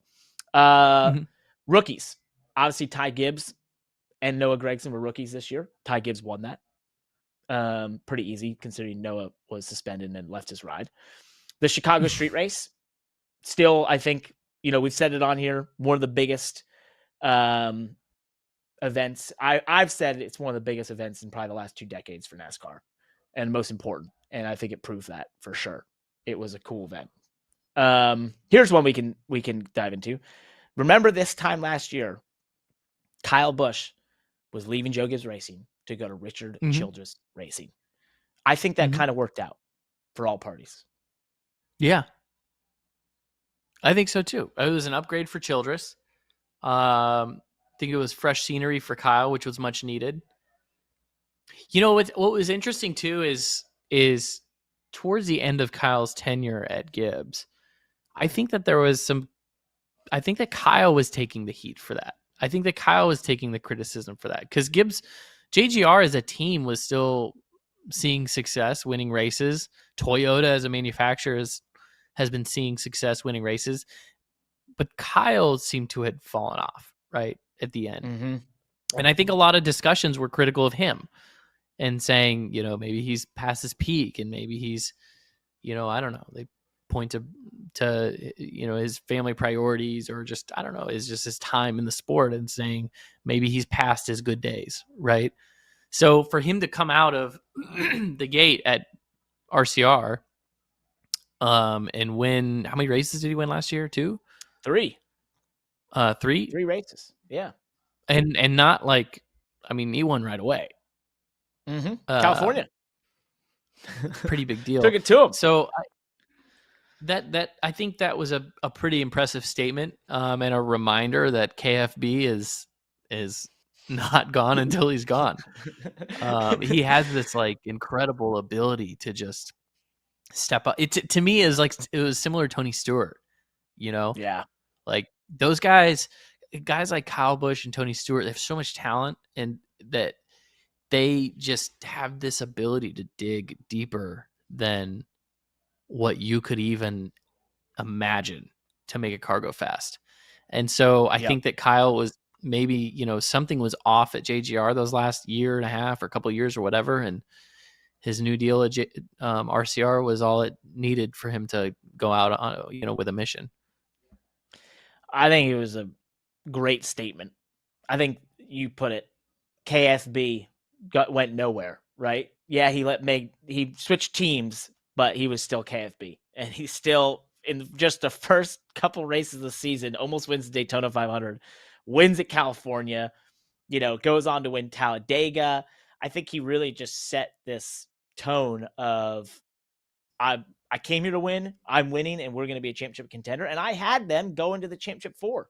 I don't really think until the last bit of the season they fell off there. And I had a little inside baseball in terms of being. I was able to do a lot of their sim testing in the first portion of the year. They probably got better when I stopped doing that. Let's be honest. But they, I just think that team was very motivated. He was very motivated, and I think it was a cool statement in all the things that happened in 2023. I know because he didn't make the championship 4 and it wasn't, a huge run in the playoffs, it might get overlooked, but I truly think it was one of the core things with the next gen era that a driver like him, his caliber, can leave an organization that's won as much as Joe Gibbs Racing, go to an organization that hasn't been able to accomplish nearly that same level of performance in the last decade. And make them into a contender that I felt like at one point was a bona fide championship 4 contender. One of the most astounding things about his brother to me when Kurt Busch retired or announced his retirement, actually it was when Kurt won his last race, was how many different teams and crew chiefs Kurt Busch won with at the Cup level. Gosh. And I feel like, Kyle has had more tenure at the teams he's been with between Hendrick and Gibbs and now just RCR. But so he has a little bit different story. He's dealt with a lot of crew chiefs, but those drivers are so similar that I feel like if Kyle had a similar career path as his brother, it would result, you'd see the same result with just the capability of just winning in so many different scenarios. Yep. We did promise to move through these a lot quicker. We've done a terrible job of that. We've got the injuries that happened this past season. Some high profile injuries. Chase Elliott, Alex Bowman obviously derailed their seasons. The Chase Elliott one, he came back, then was suspended. You also had Josh Williams suspension, Noah Gragson suspension, Cody Ware suspension. Chase Elliott's led to Corey LaJoie getting that opportunity in the 9 car. Didn't quite pan out how he hoped, but sort of a storyline that had been going on for a couple years in him wanting to drive a Hendrick Motorsports car. He got that opportunity. And now as we look what Spire's doing, he's in a pretty, for all the for his dedication to Spire, Corey LaJoie is probably in the best position of his whole career. Multi-year contract. The team's investing heavily. The 9 car maybe wasn't the best event for him, but I don't think it mattered. So through all that craziness and driver switching. Then this is a fun stat. So here's just some of the names that made starts in the NASCAR Cup Series in 2023. And some of these just are shocking. Jenson Button, F1 World Champion. Mike Rockenfeller, Travis Pastrana, Brody Kostecki, Jimmy Johnson, 7-time champ, F1 World Champion Kimi Räikkönen, Major Dirt Star Jonathan Davenport, obviously your favorite Shane Van Gisbergen, also known as Scott Van Gisbergen to Landon Cassill, or Brody Kobayashi, or Brody Kostecki, Kamui Kobayashi, Jordan Taylor, Connor Daly, and many more. Think about that set of names. If you had said that 5 years ago, people would be like, "You're an idiot. That's the stupidest thing I've ever heard." That will not happen. Well, that's just a sign of NASCAR's, the diversity in the NASCAR schedule, right? We early in the year we talked about driver versatility, the versatility in NASCAR drivers, and how NASCAR drivers have to be more versatile than nearly any motor racing driver in the world. And I think that there's still a fair argument to that because the disciplines that they go across with this schedule is quite diverse. We're kind of a jack of all trades, master of none. So when you have a schedule that has an unprecedented amount of road courses and a new street course, it provided an opportunity for race teams to try different drivers from skill sets that are more targeted to those race courses. And you sprinkle in a little bit of next gen being more of a sports car platform that's a little bit more similar to what some of those drivers are familiar with. That helps them even more. And I think that's how you end up with the result that you did with SVG at Chicago and some of the other trial runs with Kobayashi and Jensen Button. I mean, even Jonathan Davenport, even with the dirt track, right? That's why they brought him in. Yep. Record-setting year of penalties as well. The most money ever basically fined to the race teams. I believe it was over $1 million. You had Denny Hamlin falling short again. RFK, breakout year. I don't know if anyone saw that one coming, especially about halfway through the year when Chris Buescher just lit it up. No, it was like a light switch. That was unbelievable. I mean, they ran well. That was one of the craziest things of the year, in my opinion. Yeah. Dude, when he won the first one, I thought, oh, okay. But then to do what they did, and then to show that speed at all different tracks, and then suddenly to look at the statistics, and he was one of the best on road courses. And I'm like, what has just happened here? One of the more fascinating things that occurred in the Cup Series was that race team. And Brad, obviously very close to winning, was not able to get it done, but showed competitive speed as well with Chris. And so that is one of the, that's the team version of Kyle Busch and what he did with RCR. So because I tie a lot of things back to the NextGen Car, and you guys know how I like to always reference the difference between, we used to manufacture our cars and now the cars are spec cars where you still set them up and have to discover things from an engineering perspective. The platform is the same across all teams. Is that rapid change, even to the point in the middle of the season for RFK, to be really, I wouldn't say dominant, but they were the team to beat there for a stretch of time, for a few weeks, right? Yeah. Is that possible now because of this next gen platform, that since the equipment is all the same, they can find something and it's going to click right away? Where when you're manufacturing the cars, those changes are just so much more iterative, and it takes time. It takes a lot more time to, not to say it didn't take time for RFK to learn whatever it is they learned that they picked up on and found speed, but maybe they were able to see results from their research a lot quicker than when you're trying to redesign an entire car and then put it into manufacturing. Yeah, it has to be something along those lines, because for us to have been in this game for a while, never seen it before. Big retirements. You had Kevin Harvick, Eric Almirola, and Kurt Busch that all retired from the Cup Series. Big names. And Kevin Harvick was, one of the biggest, had a celebration almost every single place. He had the record charter sales, as we talked about. North Wilkesboro came back. The Garage 56 program, that was awesome. And Kyle Larson, this could have been the IndyCar section. He announced that he was going to be running the double, the Indy 500 and the Coca-Cola 600, and doing it twice, which is pretty awesome. With that, I want to bring on our resident Gen Zers, Josh and Kyle, just to see if they have one or two that stick out to them from this season in 2023 before we close the book on our look back on NASCAR. And then we need to just do a quick look ahead, Landon, what we expect in 2024. Boys, welcome. What sticks out to you? Josh, you can start.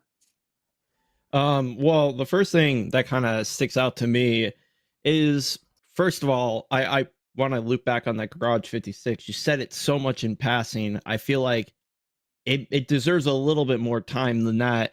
It's just how amazing how the entire international motorsports community rallied around this individual non-competitive entry at Le Mans, everything building up to it. It felt like from the very beginning of the year, that was one of the big topics of the year. That plus the Chicago street course race, which I was lucky enough to attend to in person, got to see that. That was epic. That was really cool. And I want to see more of that. And then lastly, I like that iRacing now has the NASCAR license to make console video games for NASCAR again. That was always an important part to growing our motorsport. And I felt like we definitely were lacking there for a while. So I'm excited to see them have it back. That's such a good point. I know we got Kyle next. Josh, that was a good point there on Garage 56. That was a watershed moment for, I think, in a big cultural win for NASCAR. So absolutely, that would just like change the energy of I felt like the international perception of our sport. Why is there no merch around the Garage 56? Where's our T-shirt? Right? Exactly. Or a die cast. We gotta talk to Come him. on. I just realized. I was like, wait a second. Why did we? That was like you said it, Len. It was a cultural moment for this sport. It changed the perception internationally. There's people in France that are probably playing it on, on their radio and their speakers, that sound of that car going by each and every time, just with the idea of like America, right? And we don't have any merch. I want to see like Garage 56 car blasting down the Mulsanne, nighttime, American Eagle, flags out the side, right? That would be a shirt. If you can design that out there, you're listening, send it to us on Twitter, please. Kyle, we need yours. Resident Gen Zers, head of the newsletter. What do you got? Yeah, I think the biggest thing that I feel like no one's talking about is KBM and GMS leaving the Truck Series. And I feel like the Truck Series is wide open for the taking now. And who's going to step up and start winning some races? It's a Truck Series angle. All right, I see it. Yeah, I mean, it looks like it's going to be competitive. There's a lot of teams announcing full-time drivers. They're trying to fill that void. Spire is going to continue their world domination takeover. So we'll see how many trucks they're running.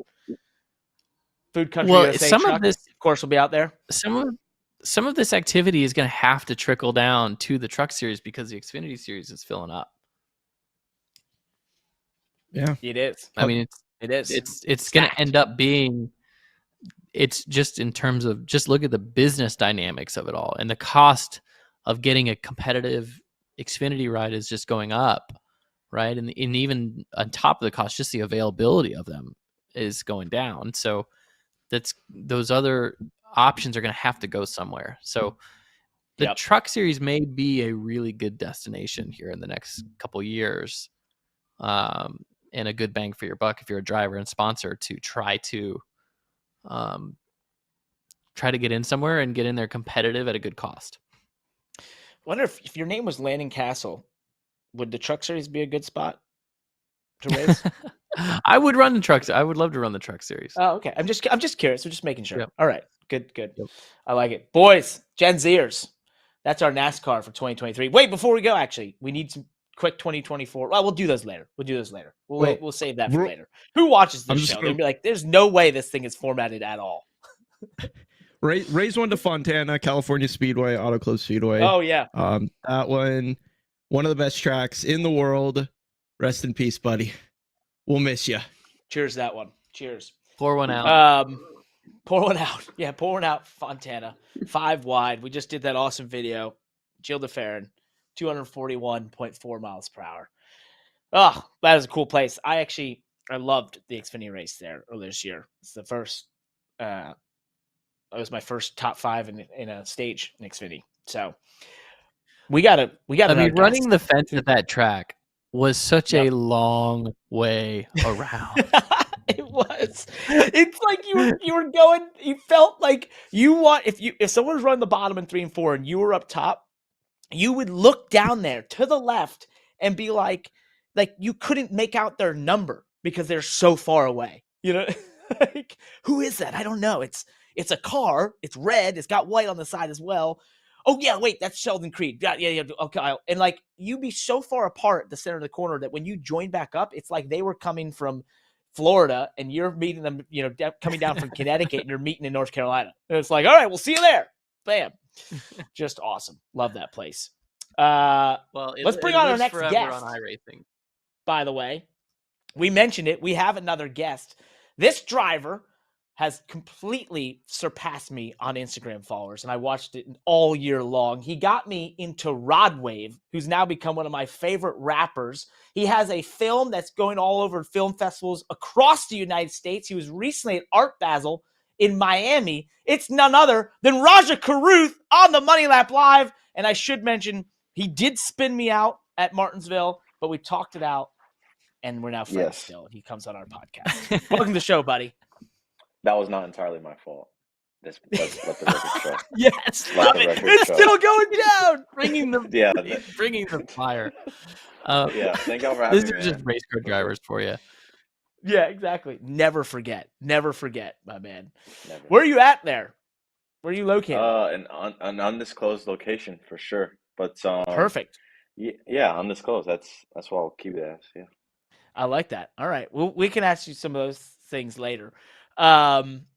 We mentioned it. So this past year, you did trucks full time, did some Xfinity Series starts, and the last one you did was in that Hendrick car at Phoenix in the Xfinity Series. Great run. You and I got to run around each other a lot. So I didn't get to talk to you afterwards because too much. But when you announced that and you had that whole time leading up, you and I would chat occasionally. I'd be like, hey, here's the deal.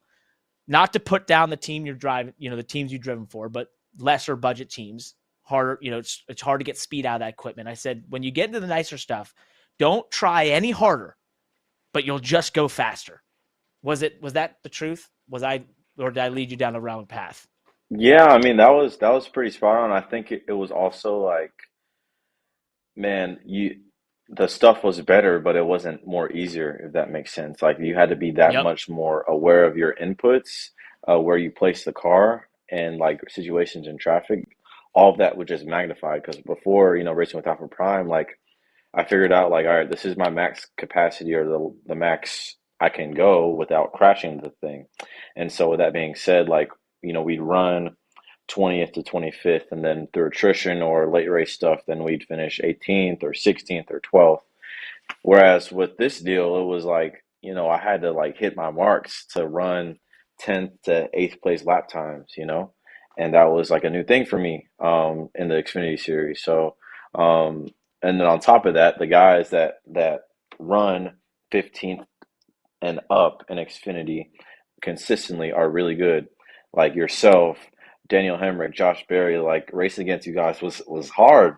Like I don't know how else to say it. Like I didn't expect it to be easy for sure, but let's like now like, and obviously it's like nobody's gonna roll over because you're in better stuff now. It's that much more difficult. So it was a great experience overall. I think that it's a misconception that the middle to back of the pack is the hardest racing on the track. I mean, I think that it's hard racing all the way through, all the way to the front. Period. Yeah. Everybody has this perception, and I did too at one point, where it's like, well, once you get in the top 10, there's way more give and take. It's like, actually not really at all. There's no give and take anywhere at any point in time, especially in the Xfinity Series, because the races are so short. Not at all. I mean, like I raced the crap out of Jeb Burton for 14th in stage 1 at Phoenix, and it's like, wow, So it's cool because I mean, I learned so much racing against like guys like Jeremy Clements and Brennan Poole, and like those guys are really good race car drivers, and I learned a lot from racing against them, and like Josh Balicki, Alex LeBay. But at the same time, like I said, the stage 3 at Phoenix, I think about like racing against Sammy and Kaz, like those guys are really good. And so I was really just surprised, not much harder I had to try, but how much more like intentional I had to be with placing the car and just driving the thing. I think I love this is fun because we don't get to have these discussions with a mic in front of us, but that's one of the things I think you're articulating really well, which is you get to the point of where the cars are all pretty close, right? And this is one thing I've talked about in the Xfinity Series. You get up front, the cars are pretty close. And what you notice is you almost have to be inch perfect. Like when we were all running down in 1 and 2 at Phoenix, I think it was early in the race, you had the top line rolling. I see it in my mirror. By the next lap, I move up in front of you, take the air off, and drove by 3 cars in front of us. And that happened in the span of me, one corner seeing you do it, the next corner doing it, and then passing 3 cars because you showed me it and got away from you, right? And it's like that one, and then if you miss that line by an inch and the guy on the bottom has that little bit of run, he gets by you. It's those little tiny things that are going on that you can't even, from the fans, they can't see it, right? You don't know it unless you're in that car trying to place it on that inch perfect spot and then have other cars trying to stop you from doing that. I don't know if I'm articulating this particularly well, But I just love the way you were describing like how hard it is up there. I think that's what it is, because the cars are so similar. We as drivers get forced to be so perfect that you can't give it. There's nothing, you can't make a mistake. If you do, it's being taken advantage of. Literally, yeah, that's the perfect way to put it. And I think like for myself, I think I'm definitely, once I get comfortable, I get aggressive and sometimes over aggressive. But especially like earlier in races, I've learned, or not, I've learned my habit is being kind of easy and letting it come to me. And honestly, that didn't work for me at Phoenix because I expected like, oh, it'll be kind of last race of the season, like people like getting their bearings in the first laps of the race, and I'm like, nah, we're like 3 wide, lap one, like racing the piss out of the thing with like Brett Moffitt and Mike Snyder, like just going at it, and I learned a lot in those moments because, like you said, like the things are very close, and I don't think they drive much different. They only had the race at Phoenix, obviously in the 17 car, but I mean, I specifically, you mentioned turn one, and I remember searching around the racetrack in terms of where I could make speed at, and it's like if I was a tire width too much on a seam, that would either make me about crash or make me lose any sort of angle I had. So it was interesting to see how much more magnified that was compared to when I would normally run racing Tommy's car. So, Raj, you and I have trained together a lot. We spent a lot of time together off the track and pretty familiar with each other's thinking and our processes because we've been in the sim together. We've trained at track together. We've trained in the gym together. I'm curious, what are you working on, kind of speaking, since we speak the same language together on driving styles, and what are you working on right now? What are you good at? What are you trying to get better at? And where's Rajah the driver right now?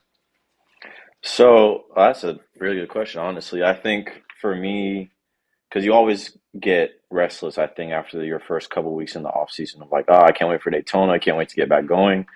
And for me, I've been just trying to pace myself and use the eagerness and the excitement going into next year in a productive manner, and understanding like it's okay to like just play PlayStation for one night or, go play basketball. Like I don't have to be on iRacing all the time or figure out how I'm gonna go to race a go-kart or something like that. Or I can go hang out with my girlfriend and kick it and just relax for a little bit. So just trying to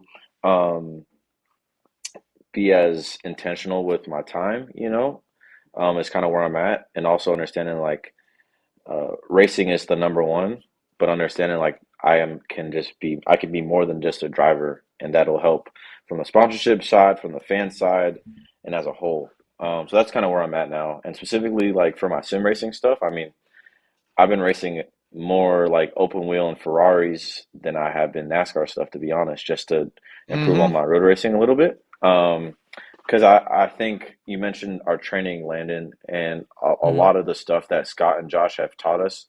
That's the way I look at corners now. That's the way I look at a racetrack when I'm driving a car, is the values and the disciplines that they've taught us. And so it's almost involuntary to be like, all right, well, what shape am I creating here? Or like, what does my brake shape look like in terms of on a graph and things like that. So just trying to be intentional with my time right now, but also, trying to funnel the eagerness in a productive way.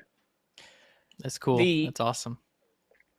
I'm the only one here who hasn't done the Josh Wise program, by the way, on this on this show here. So I want to just expand on that for a second, just for listeners out there and our viewers. When you talk about value of a corner or what your shape of a corner is, if you can, without giving away too many of his secrets and what you guys work on, explain what that means. I know there's entry value, exit value, so someone who has not driven a race car, who's listening to this and being like, what the hell are these guys talking about? What does it mean? And why do you look at a track with these things now? So I guess I'll put it this way. It's a matter of what you enter the corner with, or how intentionally you enter your turn with. So like if you're focused on okay, I want to come out the corner and have a lot more momentum. Well, that means, okay, well, what do I have to do with the shape or the arc I have in the center of the corner and my speed in the middle of the corner versus if I'm trying to, like, let's say at a short track, for example, like my goal is to be the fastest car to the center of the corner, beat everybody there, and however we get off the corner is whatever. Because what I gain in the first half of the corner is gonna what's the word? I guess net out more than what you would get to exit the corner. I feel like that's what Landon, would you agree that's a way to look at it without spilling too much beans? Yeah, it's just a strategy, right? Every corner, every track has an optimal way to drive it, but then every situation is different, right? And if you have a car in front of you, you might have to use a different technique to optimize that corner. So, what any race car driver does, regardless of any particular training process, every race car driver has their own set of priorities on going through a corner, right? And are they the type of driver that attacks the entry of every corner, or they soft on the entry of every corner and attack the exit? And so it's just at a professional level, it's really important to be able to articulate that, because that's plays a big role into how you communicate with your team. So creating a system and a language for articulating to yourself your own strategy and to your driver coach, but also to your team that says, hey, here's my set of language that I use to describe a corner. And so when I'm talking about what the car feels like, and I'm talking about it through this part of the corner, it's going to help that communication as well. I mean, when it comes to communication, you got to remember we're talking on a radio. There's no, during a race, it's difficult to communicate with our hands and with our facial expressions. The crew chiefs are multitasking. We're driving cars, so you have to be able to effectively communicate what's going on and what you're trying to accomplish. So it's really cool. For me as a driver, if you want to get more specific, one more step with it. For me as a driver, what I'm constantly trying to improve every time I was in the sim this year, typically what I'm focusing on in iRacing myself is just how I slow the car down into a corner. And that is really applies to whether I'm at Phoenix to Road America, right? Or in driving a Ferrari on iRacing to, any kind of NASCAR race car on an oval. I feel like the biggest area for me to gain as a driver is under braking. So typically that's where I'm trying to improve myself. I'm pretty good at getting through the middle of the corner. I think that's the short tracker in me. I go fast through the middle of the corner to a fault at times, right? Sometimes I try to go too fast through the middle, but it's, the entry and the deceleration of the car is where I need to improve myself. I don't know, for you, Rajah, I know that's something you're actually pretty good at. We've worked on together. And have seen you, but I'm curious to where you're at in that part of your driving style. Man, that's a really good point, because I think like using like those philosophies, you really have such a big influence as a driver on the balance and overall speed of your car, regardless of your setup. I think about Nashville on the truck side this year. Like that was the track that we got the most sim time for this year, and albeit we had a pretty good setup. My crew chief Chad's had a good setup there for the last couple of years, even when he had nationwide cars there. And for me, like I realized like on the sim, and it's different because as of before the GM one gets updated for next year, the tire would reset at every lap, and so that kind of took that variable out of it. But you really have a direct influence on the balance of the car, of like which tire you're saturating the most. And I think that myself, I tend, especially at the beginning of last year, and I honestly sucked at short tracks, and so I kind of worked on this. Was like I would want to soften up my entries and just try to roll really fast to the middle of the corner and think that would net out. When in reality, I was not only getting beat getting into the corner, but the higher sustained speed that I would have in the middle of the corner would not gain me any sort of advantage. So I kind of migrated, I think, as the year went on, to trying to hammer the entries and get in the corner. as hard as I could and being okay with slowing down more and trying to get a better exit. So that's kind of where I'm at. I think now on my short tracking. Still work to do though. I'm right there Awesome. with you, buddy.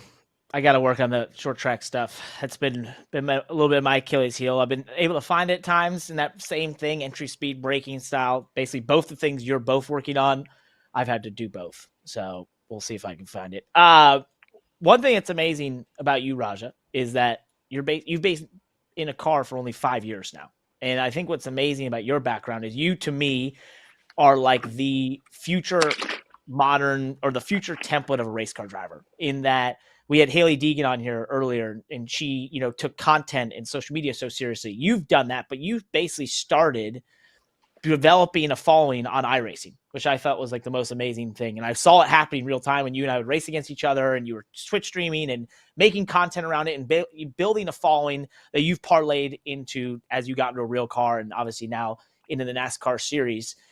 Just 5 years, though. I mean, does it feel quick how quickly you've gotten to the level of being in the Xfinity series and the truck series racing full time? I mean, sometimes, I feel like it's been kind of crazy because I'll have moments where I'll go home in DC for a couple of days, or, cross paths with a kid I raced legend cars with or played iRacing with over the years. I'm like, holy cow, like this is kind of crazy being at this point now. But I think as a whole, I'm pretty bad about, comparison, the other guys my age, even though like compared to literally everybody that I race against, I am severely inexperienced. And I'll never catch up in years and races. Like every if I raced every day of the year from now on until, let's say, next year, I would still, be behind in experience compared to, probably the whole truck field. So trying to like set expectations of myself of like, okay, like I know that I have a high hope for myself in terms of results, but at the same time understanding like the stuff I may not get for a little while because I'm still like on my own progression. So I honestly am pretty bad about self comparison because I'll look at guys like Carson or Nick or Taylor or whomever that is close to me in age, and I'm like, damn, like what do they have that I don't have? And it's like a lot of times it's that I just haven't been racing as long as them. So that's kind of the way I've seen it so far. It's tough, man. Yeah, as I said, I've been doing the same with your growth on Instagram versus us. Well, one quick note. Don't worry. You're good. I know you're good at keeping your head focused, and you've got good guidance. But that's an interesting perspective. I've had that same perspective myself before because I've looked at drivers with starts. I myself have a lot of starts, but I look at guys like Kevin Harvick's total career starts, and I'm like, I would have to do the same thing that I've done for the last 15 years for another 10 years to even touch just the amount of starts that they have. But for you, as you're at your age and where you're at with things, those numbers will come. Those people you're looking at in the truck series, some of them retire, some of them move on. Every series they retire. Those starts pile up quicker than you realize. It's very kind of you, Landon. I want to just dive into one last thing here that maybe is a little bit of behind the scenes of your process. We talked about your process and what you're working on as a driver, but one of the things with that quick session and going from sim racing to real life that I know about you is that you kind of had to transfer from the cues you get in a sim racing world to what you get in a real car. And you had to do that quickly and figure that out. But the other thing about you that I'd be curious if you'll show us, if you'll show the camera any sort of even insight into this, is that you take some of the best notes. And you and I have talked about this. I've heard about them. Is it right here on your phone? So personally, Yeah. I've tried to get better at notes, but this is almost a folklore at this point. And I think for the listeners out there, they need to know as young and inexperienced as you are, you have a reputation of note taking that's the quarterback level in the NFL at this point. Yeah, so I honestly started when I was racing late models in 2020, which is, I guess, crazy to think about that was not that long ago. But basically, I mean, I started handwriting notes from that point forward, from late model races that I did or legend car stuff all the way through ARCA East, the ARCA National Series, and then Trucks and Xfinity stuff. So I've got them now to where they're like on my phone. You can't really see them all, but I started having to digitize them just to, be able to email them to like my team and stuff like that. And also, when we go in the simulator, I started doing it on here too. So for me, the way I see it, it's like the least that I can do is try hard in a productive way to bridge the gap, whether it's in my preparation and the things that I watch on YouTube, to my note taking, to my sim racing. That's the way I see it because, I have to do all that stuff to get even close to where I need to be in terms of pace wise or overall wherewithal in terms of driving a car and in racecraft. But I just feel like I pride myself on being as cerebral as I can as a race car driver, because I think that's the thing I need to do right now to be as successful as possible. That's Don't ever impressive, lose that. man. Yeah, don't. It's good stuff. I've had to really pick up my game in the notes, and it's actually one of the things I talked about this year was we had a big pickup performance in the second half of the year, and a lot of it was I had taken such good notes of some of the tracks we went to. You could just be up to speed that much quicker. And so it really unlocked that for me and just something that I've really made prerogative in my career as well. So we do a question of the day on this show every single time that we're on here. And we have to ask you this question before we let you go, by the way. So be prepared. Basically, it's a very simple question. What are you most looking forward to in the motorsports world in 2024 that isn't something to do with yourself or your own racing? It can be anything. You pick it. That's really good. So I'm excited to see how Chicago does, hopefully with no rain or no weather, knock on wood. So I'm excited to see how that does. And then as a whole, I think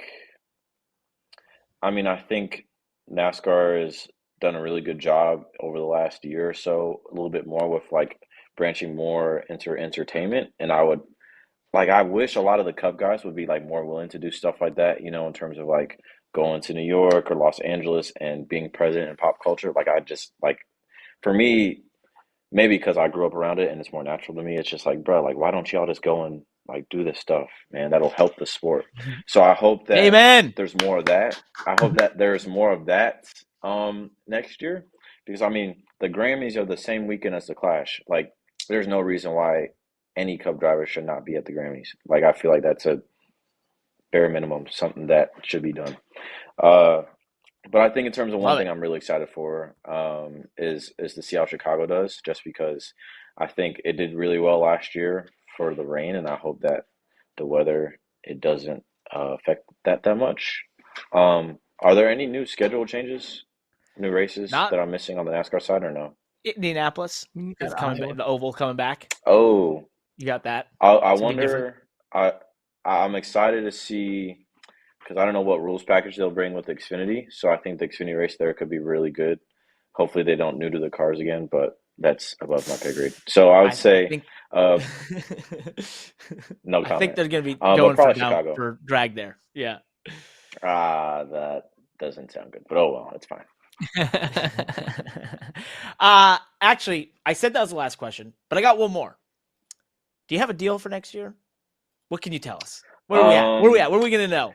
Yeah, I'm going to be with Chevy next year. That's all right. I can really say, but I'll be racing something full time on the NASCAR side. So, yeah. Awesome. Look forward to it, man. Thanks for joining us, bud. Thank y'all. That was cool. It was like QB school for race car drivers, I guess, sort of thing. That's very awesome. cool. For sure. Happy holidays, man. Thanks for coming on. See ya. Good luck, Raj. I've said it before, and I'll say it again. To me, he's the template of the young, modern, up-and-coming race car driver. Using all the tools, the sim, the dedication to being better, the notes, and the social media side that he does so well. He mentioned, I love that he mentioned the Grammys on the same weekend as the Clash, because he's someone that was at Art Basel just this past week, promoting that film. They did a documentary about him. He's been in New York, down I believe in Lower East Side. They did a showing.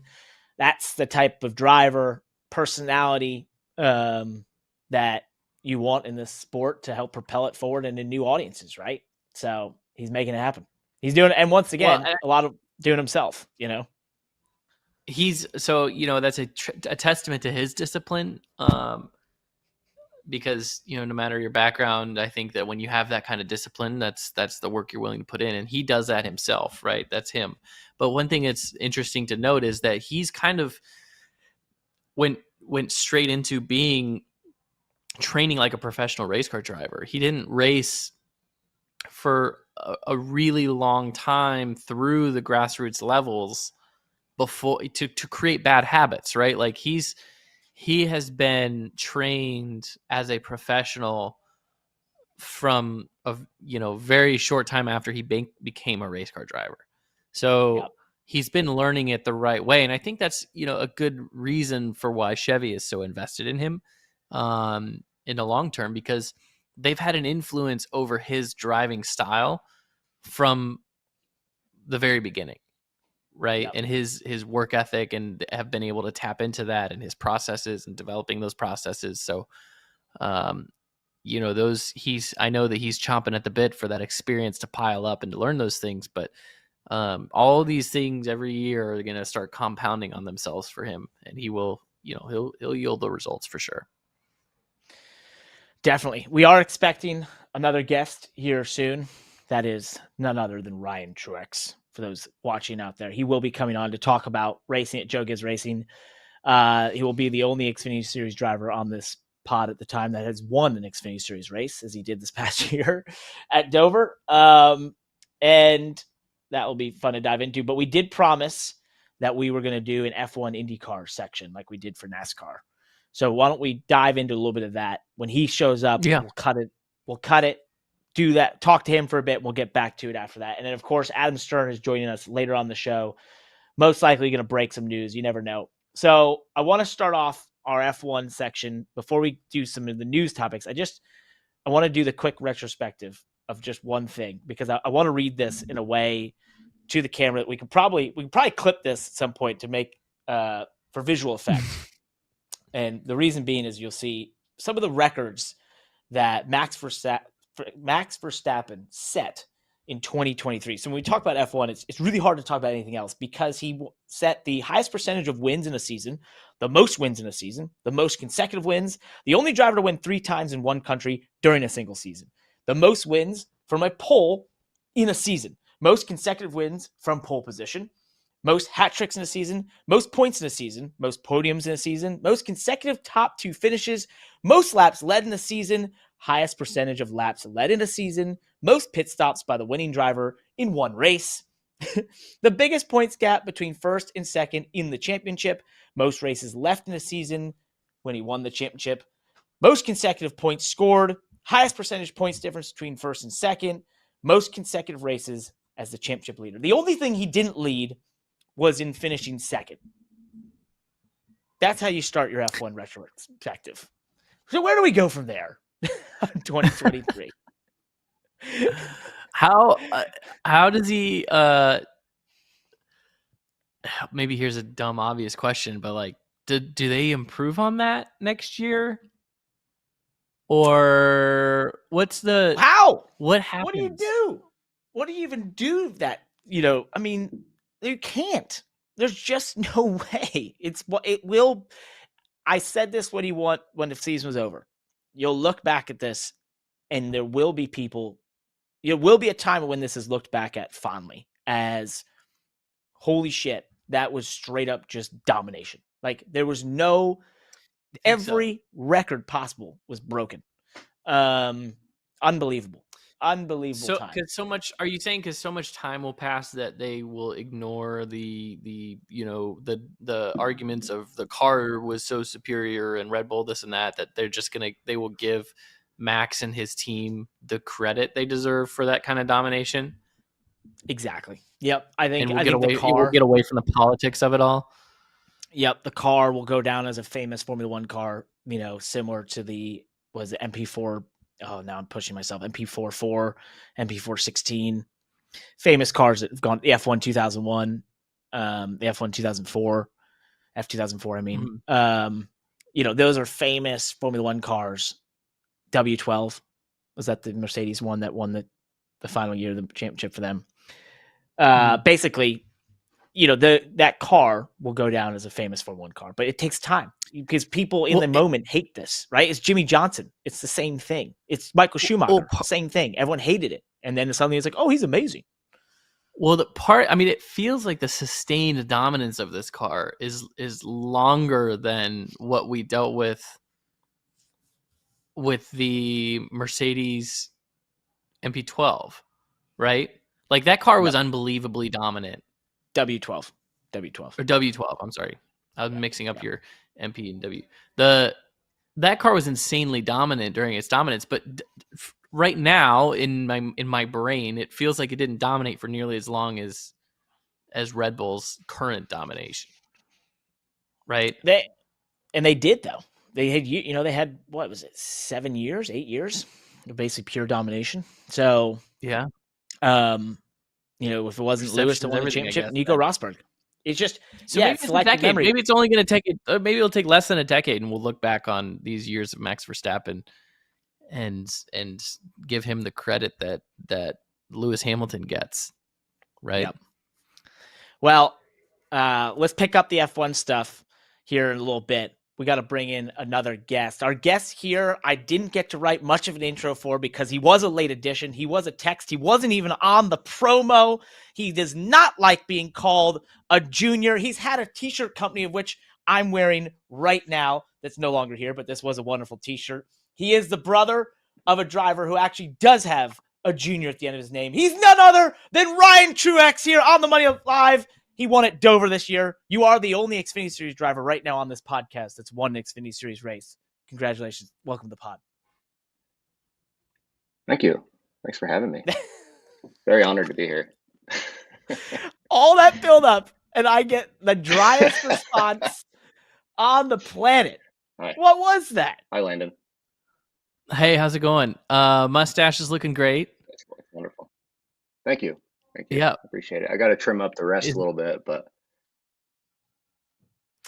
is that just an off season? Is this off season facial hair? And then what's the strategy for Daytona?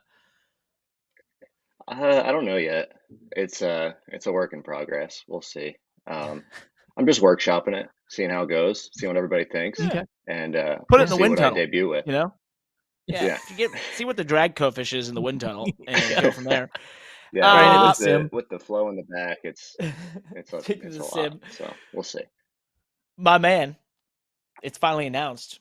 You can be back in the Xfinity Series once again to terrorize us at Dover, many other tracks. Part of Joe Gibbs Racing once again. That's got to feel good to get it out there. It does, yeah, and it's been in the works for a while. So I'm happy to be back, and hopefully I get to run Dover and a few other tracks that I really like, and add to the win column. Hopefully you can join me on the all-times wins list. I know Landon texted me after Dover and said congrats. We were no longer tied, but you two still are. So hopefully you can work on that this year. I know it's such an illustrious place to be in the egg column. I want to go more into like your upcoming plans and such, but we got to tell this story because I've told it a couple places, but it'd be fun with you. So you win Dover. I got wrecked out. I actually fail. I don't leave because with like 15 to 20 to go, you're leading. And I'm like, if this runs green, you've got this in the bag. And the whole time I'm thinking, don't throw a yellow. Everyone just run this thing out. Let him have this because it was what, 10. Yeah, it was 10 years prior to that. You were basically in position to win at Dover, and it got taken away with a late race yellow. So I knew the history. You're a good friend of mine. I'm rooting for you. Shannon and I are walking towards the tunnel, and it's now like 8 to go, or the bridge. And I'm like, we can't leave. She's like, why? I was like, he's going to win. I got to go there. Be there when he wins. So you win. Awesome moment. Crowd goes wild. I walk towards victory lane and then to pit lane where you've done the burnout, you've done everything on there. And now you're coming down pit lane and I'm about to run up to your car and say like, hey man, congrats. Once then I realized Fox is still filming this. And then out of the corner of my eye, I see this crazy guy running down the pit lane. It was your brother. And he runs into the window, hugs you ever. I almost ruined this amazing moment between you and your brother as you won. So I just want to apologize if I had almost ruined it. But it was a really cool time. And I feel that was like one of the most fired up awesome. I've ever seen him, for sure. Yeah. He was I've never seen him like that. Yeah, waving his arms and running around, and his hands were shaking. He was pretty pumped up. he was just flailing around. You've made your announcement. So tell us kind of a little bit more about your plans and what you have going on. It's I saw the JGR's announcement, and there's a hell of a driver lineup, with the quality of drivers, but also the quantity. I mean, there's I think 8 drivers in their lineup for next year in Xfinity. So kind of what's going on there? Yeah. I mean, it's a lot, obviously, to take on for any team. So expanding to another car, and a few new crew chiefs in the lineup, which is going to be interesting. I think it's going to be great. And Sheldon has been so close to winning races the past year, and Chandler's obviously a proven winner. Then you've got Eric, who's got so much experience, and he's a Cup winner, and he's been to so many teams and manufacturers. I think it just brings a lot to the table for the team, and obviously helps the younger guys out having a veteran presence like that. So I expect all 4 to be really good, and all 4 to be able to battle for wins. But yeah, it should be interesting. Xfinity in general is going to be pretty stacked next year, so I think winning races is going to be tough. And if you can do it, you can definitely say you've done a really good job. So how many are you running? Hand pick your schedule? Go ahead. Go ahead, Parker. Sorry, no, yeah. Are you able to say? It's more than I have run. Okay. It'll be in the double digits, but still work in progress as far as the schedule and things like that. But yeah, it should be a pretty healthy schedule, and hopefully I get to run the tracks I want, and we'll see. Winning works. It helps. Winning, it always helps. Winning does work. You get some leverage with winning. It helps everything. Yeah, exactly. It's awesome. Oh, Landon, I thought you were jumping in. Well, I was. Yeah, I didn't want to knock over everything. Wait, did look like he was about to jump in. I let him go. That you get the tracks. You're hoping that you get the tracks that you want. I mean, what's your top 5 list? Where do you feel like fits in your wheelhouse? Being a part-time schedule, I'd imagine winning is the priority for you selfishly, right? Like you're like, hey, I want to be at the tracks that I know I can win at. Absolutely. So which ones are those? Yeah, I mean, obviously Dover's one that I love and feel comfortable at and know I could be fast. I've always liked Phoenix. I finished second there a few times now, and feel like I know what it takes to win a race there, as far as what you need in the car. And really what hurt me this past year was really just my qualifying effort. I tried to do the big dog leg cut, taking the green, and I drove into one and completely missed the corner. And it's so hard to pass there that once you're behind the 8 ball on qualifying and stuck back in dirty air, it's tough to make it up. And I got lucky at the end and had a few good restarts and was able to make my way back to the front. Once we got there, we were fast, and ran down Sammy and just kind of ran out of time. So Phoenix, I'd really like to run again. Richmond, I've always loved. Obviously, JGR has always been really good there, which helps. Loudon would be another one I want to run. Aside from that, I'd like to run some more 1.5 miles. I didn't really have much of that this past year. I ran Vegas in 2022 and felt really good about it up until I wrecked at the end. Yeah, I think Dover, Richmond, Phoenix, Loudon are my top 4. Past that, really, I'll take whatever I can get, honestly. Mm-hmm.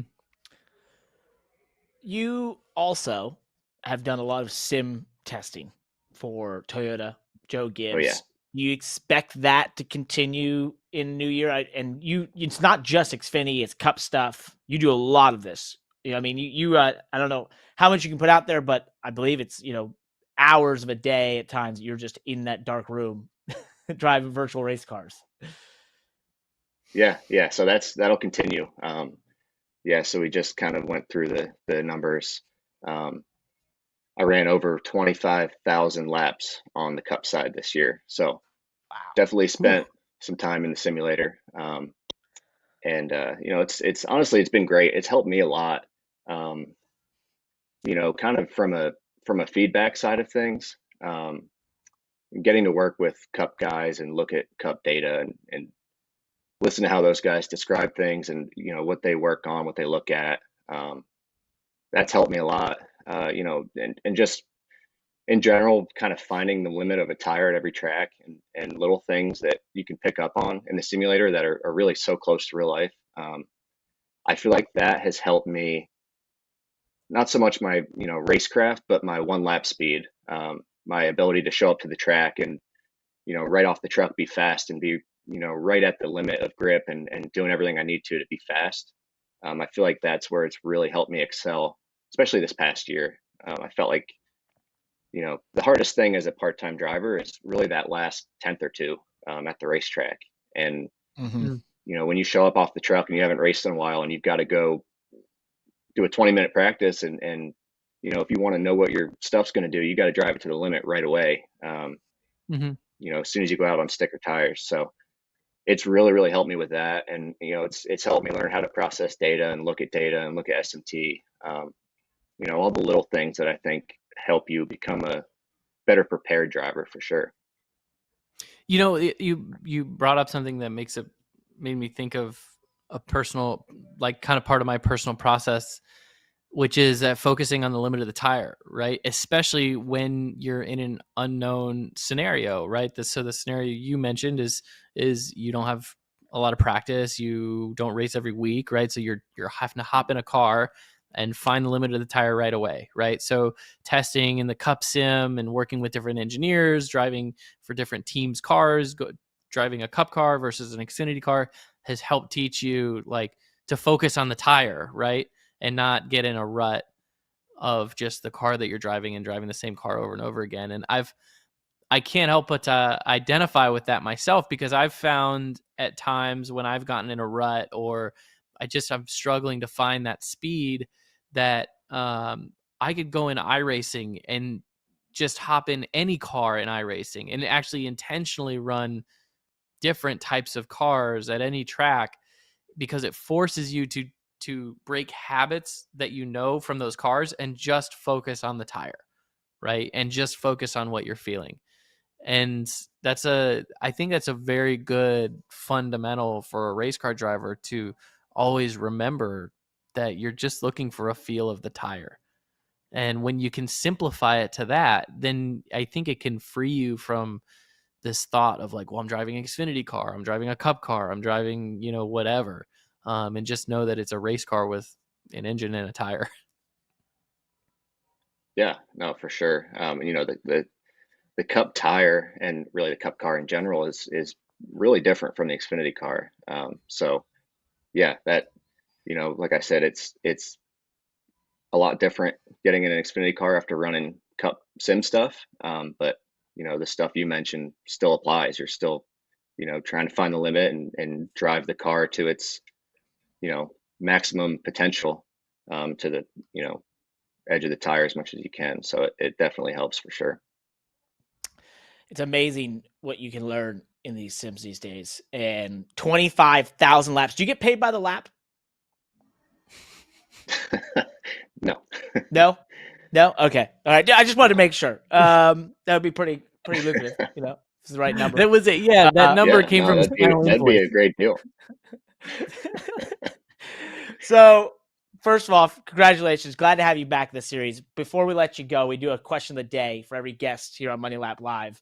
And this one has been a fun one so far. So basically, what are you most looking forward to in the motorsports world in 2024 that isn't your own racing, not to do with you in motorsports? Something else out there. It can be anything in motorsports, but something you're looking forward to. That's a good question. There's a lot, really. My fiance Leah always jokes that our life on the weekends is racing, even when I'm not at the track, because I'm watching everything and following everything. I hope selfishly as a fan that F1 is a little more exciting next year, but I don't really have my fingers crossed for that. Yep.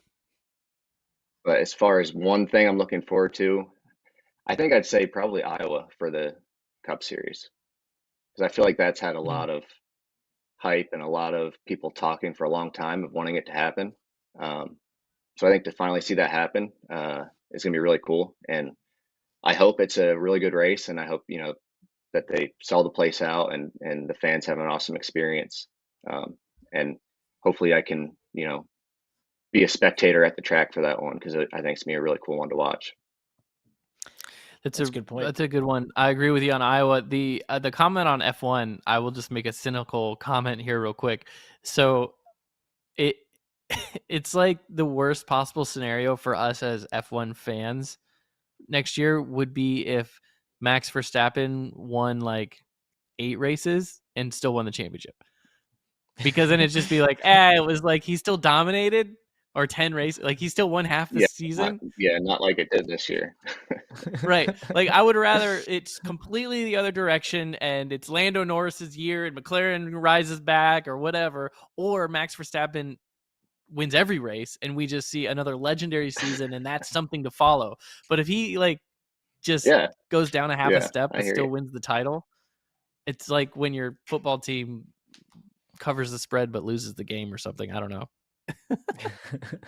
So we need him to either win every single race or win no races. Yeah, it needs to be mass domination, or give it, hopefully somebody else can step up. Or wins 3 races and has a real battle. That'd be nice too. Yeah, or a good battle. Like a battle. Yeah, he can have the championship if it's a battle. But the last thing I want to see is like 12-win season. Still wins by 150 points. It still wins by 150 points, and they're just like, there's another boring F1 year. It won't be boring if it's 20 races. No. I wore this shirt just for you, Ryan. Just for you, and I knew you were coming on the show. I appreciate it. Save Short Tracks.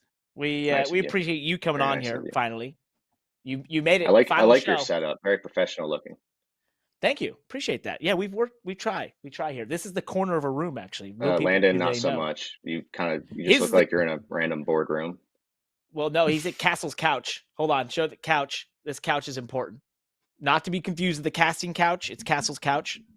What? Anyway, I don't know. Yeah. God. All right. I don't know what that means. Bye.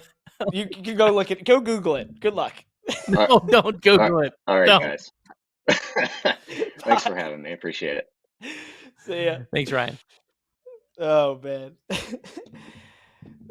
You bring up a good point. Well, before we go to the F1 stuff, can I just say 25,000 laps in a sim. So what people don't realize about these sim drivers, you've done some of it.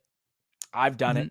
When you go in there, it can be 6 hours in a dark room, an air conditioning room with the vents that are on it that are bumping on, blowing on you, and you don't leave. You don't see the sunlight. You can go in there in the morning and leave, and it's dark in the winter. And it's not easy. Not easy being a sim driver. So more credit to him for doing 25,000. So that's probably 25,000 laps means that he was probably in the sim somewhere around 80 times this year, I think. Wow. 80 plus. It's fair maybe amount. More.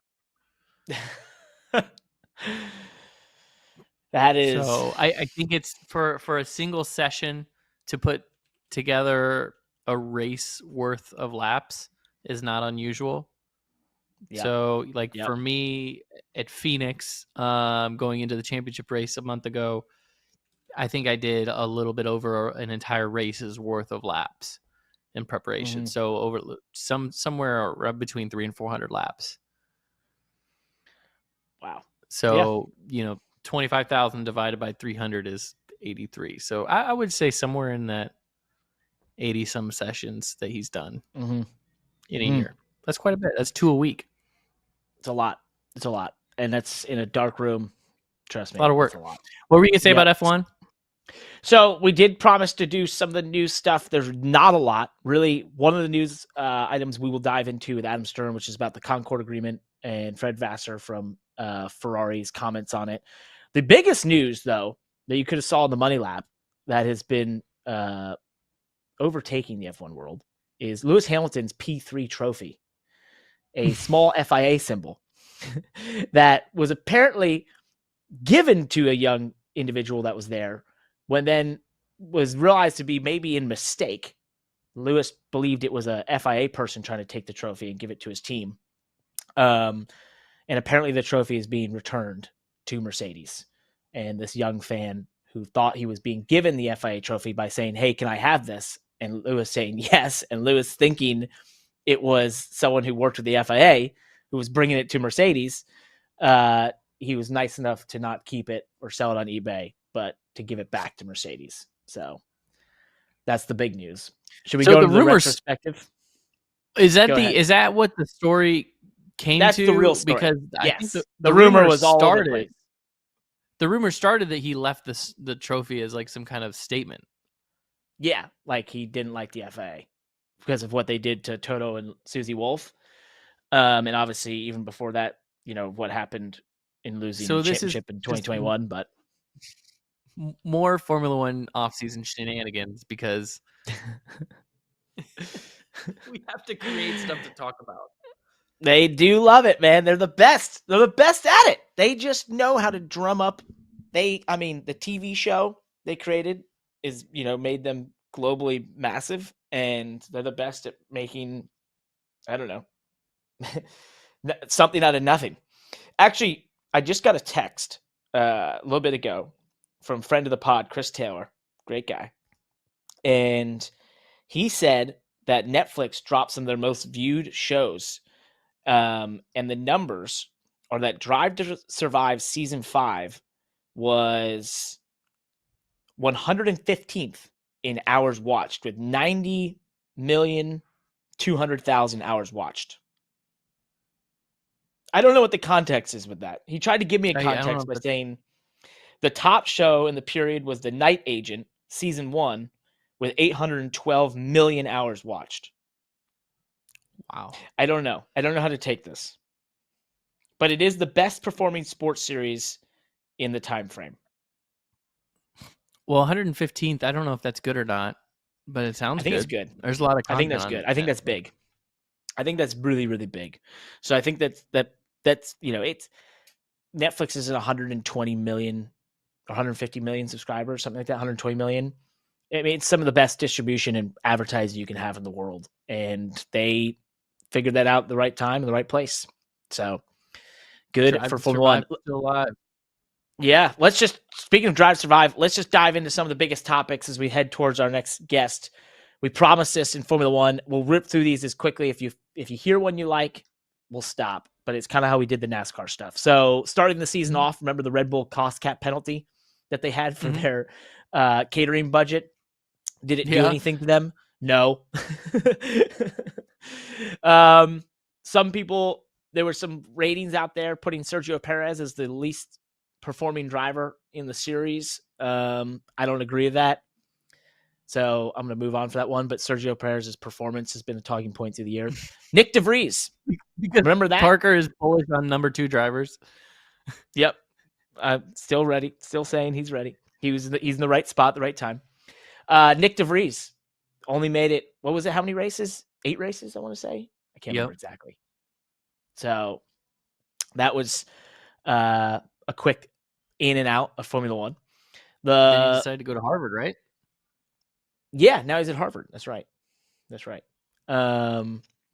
We've talked about the Las Vegas GP and what it was. The Miami GP and COTA. Can US sustain 3 races? They proved they could this year, basically. That was a talking point going into the year. I think they have. I think they've proved it. I think that it'll be interesting to compare the Vegas and Miami races. I think that they're potentially very similar. In my mind, they're competing events. Yep. Right? Even though it's a completely different part of the year, but similar Same crowd, right? Similar vibe, similar just similar races. I think the COTA race is a race on its own. But, Miami and Vegas could be competing events. That's a good point. But maybe I could be thinking is there too enough small. of those Maybe people I'm out there? Maybe I'm not giving F1 enough credit in the U.S. Yep. We'll see. We tend not to. No, we tend to discard or not give it enough. The last two big topics, we did all the Max Verstappen records he broke or set. One big topic this year, Felipe Massa sued F1 for his championship getting taken away from him 15 years later from the race at Singapore, where Renault had Nelson Piquet Jr. crash on purpose to cause a caution. And therefore that race should have been stripped from the series, he says, and there was inside information. Everyone knew about that, and therefore the championship would have been his. With that comes a prediction from our production team. Lewis Hamilton sues the FIA in 2036 for the 2021 Abu Dhabi race. If the timeline is repeated, that's what we'll have. We can do IndyCar later, and then as we promised, we'll do some 2024 predictions and pick some of our most underrated drives, impressive feats, biggest surprises, and that sort of thing before we finish the show. But we have to bring on a guest here, Landon, who last week set the internet ablaze. He gave us more notoriety than possibly anyone has ever, even more than if Taylor Swift started dating Josh Mendoza, although he's taken. You can't have him. Adam Stern, the guy that we said the motorsports world listens to when he talks, and when he tweets, they read it. He blew up the internet from his comments here on the Money Lap Live, and we have him back on the show once again to talk about the business of motorsports. Adam, welcome back, my man. What is it like being famous from your time here last year? Just quickly before we jump into everything else. No, I mean, this stuff writes itself, honestly. I mean, that's the beauty of covering motorsports, covering NASCAR right now, is there's so much going on with the business side. So, it's just credit to how fun it is covering, the business side of racing right now, honestly. It's awesome. And you mentioned it. There's a lot going on. There has been a lot going on. One of the things I'd like to jump into first before we go into NASCAR or Formula One was sort of that ground or that bombshell of Honda in IndyCar saying that they potentially would want to leave the series after 2026 if the cost doesn't get reined in, and are looking at, I think they believe they mentioned NASCAR and that sort of thing. Was that a shock, or had you heard rumblings of that prior to this? I think it was a shock in the sense of it just came out of nowhere. So it was a little bit of a shock because, again, their deal is through 2026. So it wasn't something that needed to be announced or determined right now. It was just something that they determined that they wanted to put out right now. And so it was a major shot across the bow at IndyCar, I think. There's really no other way to perceive it. But look, I mean, I think it kind of comes in the broader context of IndyCar trying to be more relevant, trying to kind of ride that wave of Formula One and see if they can there's been so many racing fans that have come in, new racing fans to motorsports in recent years. Is that rising tide actually rising with them, or are we seeing more of a situation where it's a zero-sum game? We still have Honda in Formula One. They've kind of looked at leaving at different times and then decided, actually, F1 got very popular, we're going to stay. I think now they're set to work with Aston Martin in 2026. So it's a situation where they could deploy more money from, take their IndyCar money and deploy it to Formula One. To your point, they have also discussed going to NASCAR. We know a couple years ago that a bunch of NASCAR executives went to the Indy 500. That kind of got reported at the time. Nothing really came from it. But yes, the executive in this exclusive with Racer Magazine from Honda said that one of the options is doing something in NASCAR, putting more money in F1, or something altogether outside of motorsports in terms of if they decided to redirect their spend. So it's a big deal for IndyCar. I don't think it necessarily means that Honda's definitely leaving, but what it shows is that they have a major fight on their hands to remain relevant.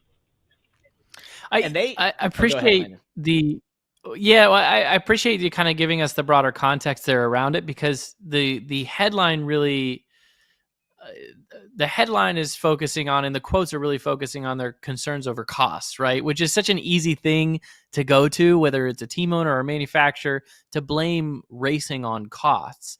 But to me, that doesn't entirely add up, because if there's any racing series in the world in the last decade that has made great strides towards standardizing the cars and having sort of a potentially an economical and competitive with parity platform, it's IndyCar, right? NASCAR's next gen model is almost a model from, we oftentimes compare them to Australian supercars, but it's very similar also to IndyCar, right? In the way that these cars are sort of kit cars, and the team owners know what they're getting into. They don't have to manufacture things. The manufacturers are the same way. They're able to focus on simulation and engineering. So for Honda to sort of at this point blame it on rising costs, I'm not saying that the costs aren't rising, but to me, it doesn't add up, right? And when you give the rest of the context, that's where it kind of ties a little bit more together. Right. Yeah, exactly. I think it's a lot easier to say, again, this was a major shot across the bow, just to even say anything at all about regarding possibly leaving when you're Honda. So I think they didn't want to ruffle too many feathers. So it was a little bit easier to say, hey, we have concerns with the on-track element than to say, hey, we have concerns about whether IndyCar is popular enough. But it all plays in together. Like, if the costs are rising, but IndyCar was absolutely on fire, they wouldn't be as worried about it, right? And also, to your point, IndyCar is so much of a cheaper formula than say Formula One. So if they're in Formula One, they're spending a lot more money in that than they would be in IndyCar. So it can't just be about cost. Now, again, we know IndyCar's had issues with the delay for their new hybrid system. We know the two OEMs, Honda and Chevrolet, wanted a third OEM to come in to kind of help lighten the load for them with the engines, and IndyCar hasn't been successful in doing that. So I do think that there are certain elements with the on-track stuff and the engines that I definitely believe that they have a concern with. But you don't leave a business that's doing really, really well. As you guys know, I also help us cover fighting, and Showtime Sports is getting out of combat sports after this year. And as I've spoken to some people in that space, like, you don't just get out of a sport if it's doing super amazing. Something had to go wrong. In this case, it's like a lot of boxers are extremely well paid and potentially overpaid for what they're able to deliver. And so I think that led to Paramount Global, CBS, which owns Showtime, kind of eventually saying, hey, we want to get out of this. Nobody's getting out of business with the NFL, for example, right? Like, the NFL is charging more and more money to do business with them, and everyone is paying it because they're such a important company to do business with. So, yeah, to your point, I certainly believe that there are some on-track competition elements that are concerning Honda, but there's a broader picture. And if IndyCar was absolutely on fire right now, they wouldn't be leaving, or at least looking at leaving, at least threatening to leave. They may stay in IndyCar, but they wouldn't be threatening to leave. And it's you mentioned it. It's an interesting time for IndyCar because you mentioned the load that Chevy and Honda have. They're basically at capacity of 27 cars at almost every race, which is most they can have at most tracks, and 33 plus for the Indy 500. We talk often about trying to have more than 33 cars at the Indy 500, but these engine manufacturers are being pushed as far as they can go, basically, is what they're saying, right? And so do you think it's not, the on-track product is great, as Landon alluded to, but they're having to invest so much to support the series without getting the viewership or maybe the attention they want out of it, is basically what you're getting to there. Yeah. And again, to your point about lightening the load, IndyCar has worked for years to bring in a third OEM, and it just hasn't happened. At one point, they were actually somewhat legitimately close with Porsche, and that ended up not happening. Then in recent years, we know Roger Penske, who owns a ton of Toyota dealerships, really tried to use his leverage with Toyota to try and get them to enter IndyCar. Seemed like he got close, but it was ultimately no cigar. And so, right now Honda and Chevy are kind of stuck in the sense of they'd love to have a third OEM come in and help them, spread the eggs of the engines into more baskets, and it's not happening. So that's just making it a little bit easier for them to complain and say, hey, we're not seeing the ROI we want because our costs might be a little bit higher than we want, et cetera. That all plays into the return on investment. So, yeah, it all factors in together. So, okay, so regardless of whether they leave IndyCar or not, let's say that they take a serious look at NASCAR, which I'm sure they have, right? NASCAR, it's no secret that NASCAR has been on a pursuit for over a decade for another manufacturer. What does that look like for Honda to enter NASCAR? What's the barrier of entry? What's holding them up right now? Well, I think, there's a lot of things. I mean, we're seeing NASCAR try and change before our eyes. So, they're kind of taking that all in and seeing, how NASCAR is repositioning their brand. I think there's also the elements of trying to figure out that future engine formula. And, is NASCAR going to be hybrid? Is NASCAR going to be electric? What are these car companies going to do? We just saw a couple of days ago, Ford announced that they're, having production of one of their electric trucks. They're cutting the production of it significantly because the demand right now isn't there. So I think that's one thing. And I think it's a really interesting thing, actually. It's probably not talked about enough by people like you and I in terms of the motorsports media, just how interesting a time it is right now for the car industry as they're trying to figure out their future and the impact that has the trickle down to motorsports. So like with NASCAR, for example, they're having to look at everything right now because they don't know where the future of the car industry is going. So they're looking at electric, but they're also looking at hydrogen. And of course, we know the Cup Series 7th generation car was built to potentially have a hybrid system in it, so that could come in the next couple of years. And of course, right now they've just got a straight ICE engine. So it's really interesting to see how the kind of state of confusion to a certain degree in the car industry is trickling down. I think that plays as well into Honda trying to figure out where they want to go. And then again, they were looking at exiting F1 right around the time of the pandemic. They were looking at getting out of F1 and redeploying those funds elsewhere. And then F1 took off.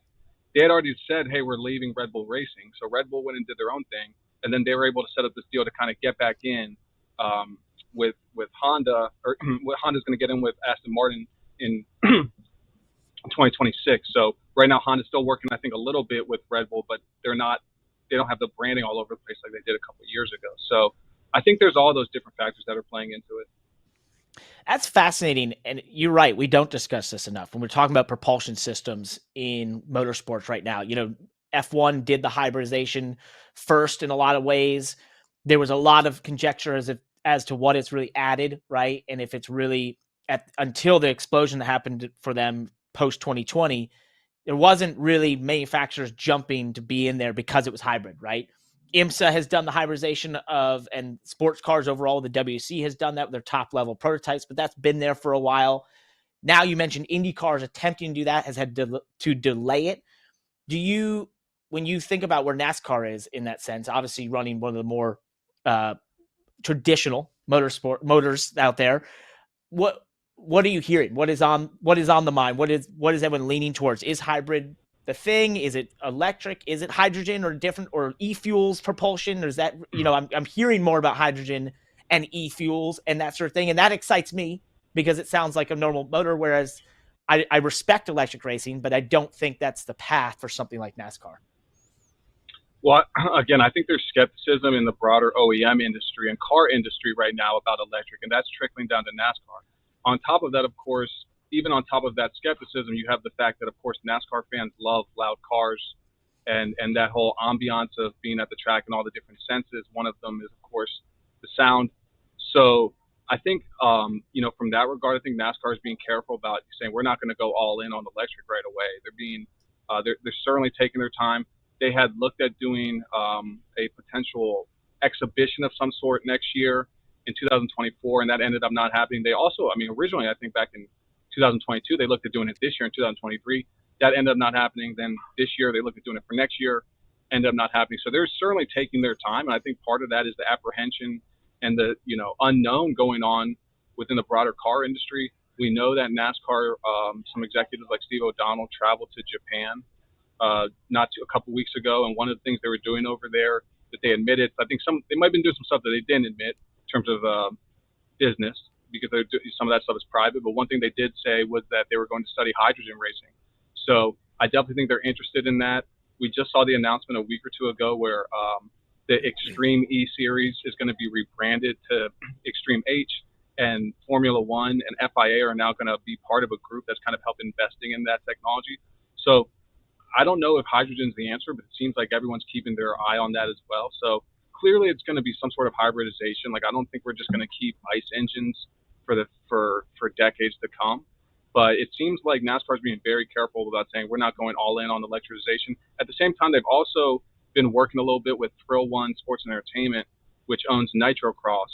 And Nitrocross is using electric cars. And I got to speak to some of their investors and was speaking to them about how they're looking at working with NASCAR on several different things. And one of the things they feel like they can help NASCAR with is they have these electric cars. So if NASCAR wants to go in that direction, they can help them with that technology. Interesting. And didn't the Nitrocross, they had a little issue though with the Premier car at the beginning, I believe. Was it that? Or maybe I'm thinking of the World Rally Cross. I'm mixing them all together. That's right. But yeah, that's interesting because they have chosen to go that electric car that's like super high horsepower, and Rallycross is really cool. We've seen people try to make Rallycross big in America and just doesn't seem to catch on, but I think it's some of the coolest racing out there. Did you see the viral Red Bull GRC clip that someone posted yesterday? It was from 2017. No. Go find it. It was an epic race that they posted 5 minutes of. It was a great reminder of how fun Rallycross can be. It's so cool. I went to one of those GRC races. I loved them. I thought it was a cool stuff. They did them at the NASCAR races a couple times, in the infield and such. And for whatever reason, it just wouldn't catch on. But Travis Pastrana leading that charge of Nitro Rallycross. If anyone can make it happen, he can. He's a legend. I want to switch series though here and jump into Formula One because I'm starting to see the rumblings around this, and I think it's one of the more fascinating things that occurs. And maybe this will once again be one of the easiest times they have. But I saw a quote from Fred Vassar from Ferrari about the upcoming discussions and starting the talks about the Concorde agreement, which is their infamous agreement where the teams and FOM decide, obviously, the financial side of everything. It's essentially a lot like charter agreement in NASCAR.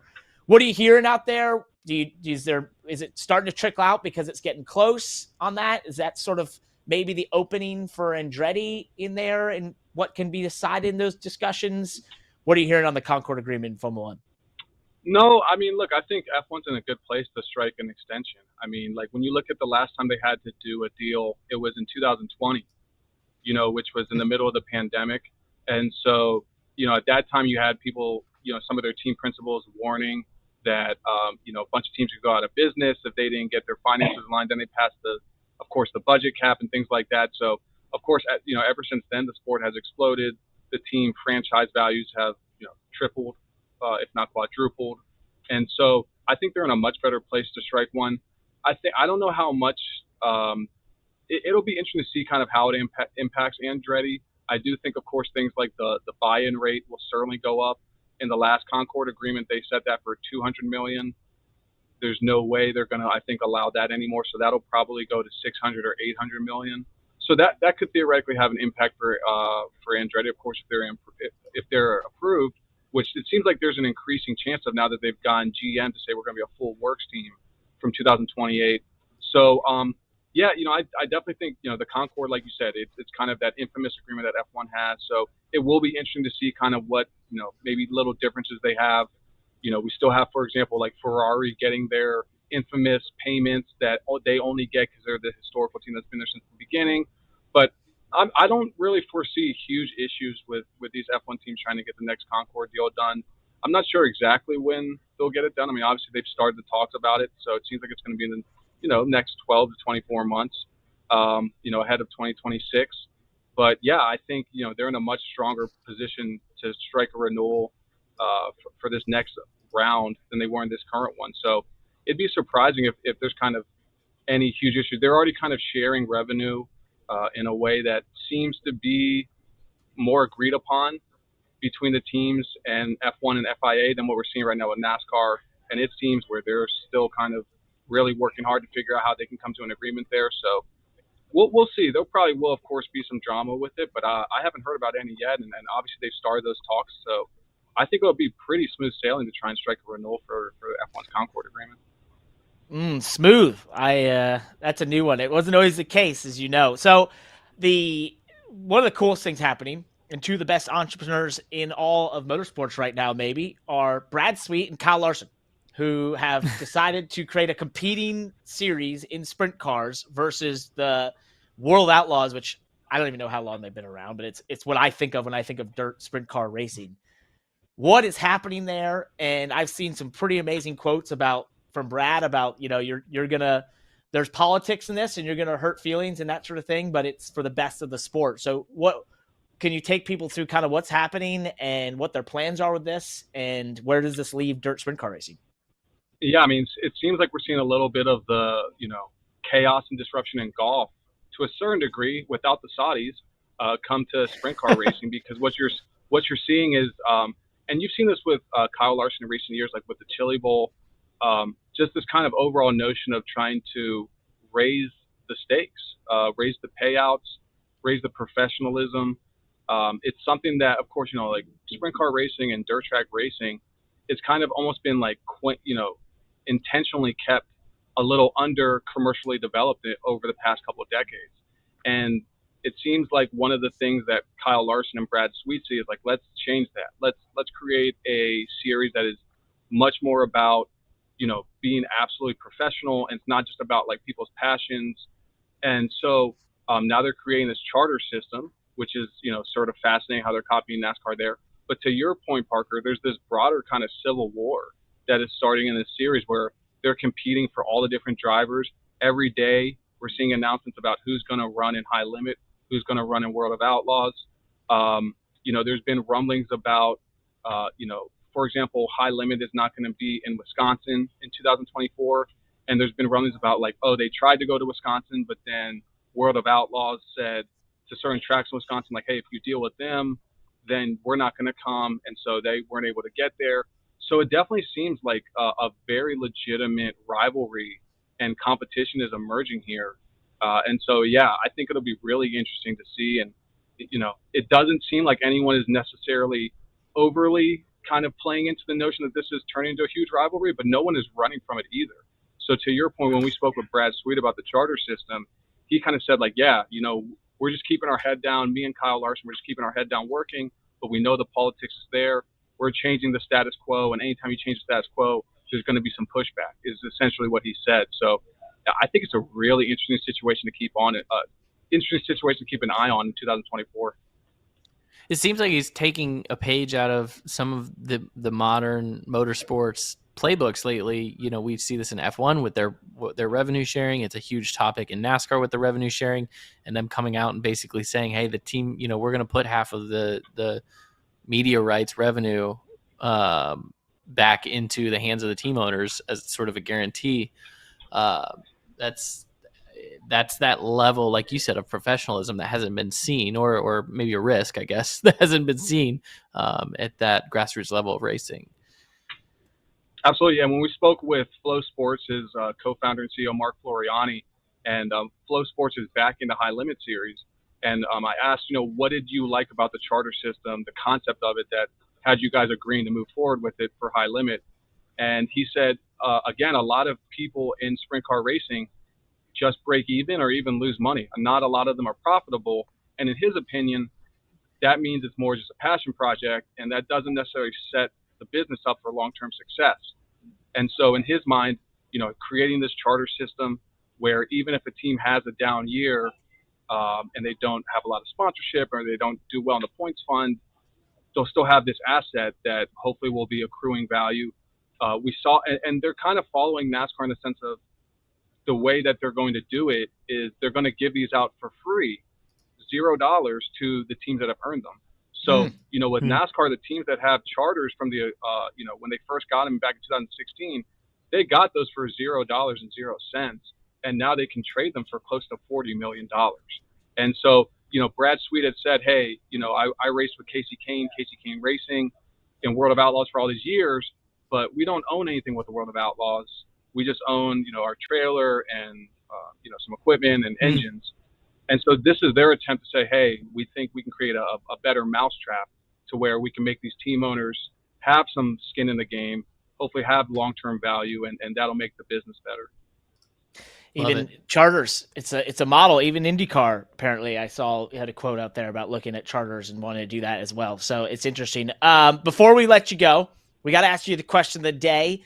And I'm going to sort of spin this one a little differently for you because you have so much great insight. So the question of the day was basically, what are you most looking forward to in all of motorsports in 2024 that doesn't have anything to do with your own racing or your own what you do in racing? For you, I'd say what you're looking forward to and what are you keeping your eye on right now in the business world of motorsports as we head into 2024? Well, I'll run through all the different major series. I mean, when you look at NASCAR, obviously I think it's the charter system, and how that deal comes together. Obviously, a lot of good things to watch out for on the track. We saw like today with these Xfinity announcements, Xfinity is going to be super exciting. Going to Iowa for the first time, things like that. I think with IndyCar, it's how do they try and get back to relevancy? Exactly what we were playing and talking about earlier with Honda. That's a huge thing for them. They've been taking several business losses recently. They got to get back on track. And with Formula One, it's the obvious one. It's, can anyone challenge Max? And if so, do the ratings start to creep back up after plateauing this year? And then again, by the way, in the sprint car world, I mean, I can't wait to see kind of how things unfold between High Limit and World of Outlaws. Good. Well said. Well summed up, my man. Appreciate you joining us here on the Money Lap Live. We're going to try and make this a more often occurrence in 2024 because, as I said, you've got so much information. It's great. And you look so professional with that whole office behind you. It's just, I mean, it's like straight out of CNN or something right here. I mean, look, you make us look great. So happy holidays, my man. Happy New Year. Thank you for coming on. Thank you. See you, buddy. Good stuff. Adam Stern knows it all. Yeah, great having him. He's great. He knows his stuff. He's up to date. Knows it. He knows his stuff better than we do for sure. This is his complete dedication to the sport. So we finished some of our Formula One stuff, but we're gonna just quickly. I want to rip through some just IndyCar things that we saw out there. Well, actually, one of them really was the biggest thing, which was the Alex Palou's contract still being discussed. The contract issues he's had in his time there, but you did have some driver movement in that series throughout the year. There was a record purse at Indy 500 with a $17 million purse. And it was a season that was, competitive. Once again, it's some of the best racing you'll find. We even had Brody Kostecki on this very show last week say it's his favorite racing, right? It's the best racing. He hasn't even watched Formula One. He loves IndyCar. So as Adam alluded to, it's going to be interesting to see if they can parlay that incredible racing, the full fields, huge talent level of drivers in that series, what they can do with that in 2024 to garner more interest, right? The Indy 500 was once again an incredible show and continues to be, and it was the second highest rated motorsport event in America behind the Daytona 500. So there's something there. It just, they haven't figured out the unlock yet, basically. Well, it tells you that just racing quality is not everything. We focus so much on good racing, good drivers, parity. IndyCar has all that. They've been ahead of NASCAR for a while when it comes to parity, standardizing the cars. Their fields are deep. Their drivers are competitive. So the Honda story is something to follow because that is a real gut check and shock to the system of what the money really values. Yep. So I'm definitely looking forward to following IndyCar next year, and especially the Indy 500. So before we go here, as we head into the last couple minutes of our adventure in podcasting in 2023 here, we started this back in May, Landon. And I think it'd be best to just sum up a couple topics and then what we are looking forward to in 2024. We'll bring on the Gen Zers here in a little bit as we get into these. Let's rip through some of the end of the year topics, just questions to look back. And then when we go to look in 2024, we'll bring in the Gen Zers. So most underrated drive of the year for you. Quick, off the top of your head. I mean, I've seen a list here. I think McDowell at Indy deserves a ton of credit. I think I gotta go. I don't know if that is the most underrated drive, but that one deserves a ton of credit. I think that was one of the more impressive things I've seen in all of NASCAR and possibly all of motorsports in 2024 or 2023. I think the real NASCAR stellar. people realize that was more impressive than SVG at Chicago. Yes, it was. It was straight up domination, and for a guy to work at it, his craft the way he has to get there, pretty damn impressive. So that takes away his ability to be the most impressive feat overall in motorsports in 2023. I'll go first here. Max Verstappen. No doubt. Red Bull and Max Verstappen are the most impressive feat in 2023 to me for the whole year. So am I not allowed to pick Max Verstappen? Because no, you can have the same thing. You can have the same thing. How do you not award that kind of domination? I mean, maybe Alex Palou's domination, I think, with everything that we had said about how competitive IndyCar is, the level that he was on in IndyCar this year, I think was a feat in itself, because these cars are closer than ever. The drivers are better than ever. There's more talent in that field than there has been in decades. And yet he almost makes us look silly by saying that with what he accomplished in IndyCar. That was damn impressive. And just he's showing he's a Formula One talent, and I think that would be cool. Like we said, if he gets that chance, it will show the talent level of IndyCar. Biggest surprise in 2023 for you? Gosh, and I mean this with the most respect, but I think Blaney winning the title is it for me. I want to say, I don't want to take all the other ideas, but like in terms of NASCAR, you had Chris Buescher, in the RFK success, and I think that's a big, big surprise.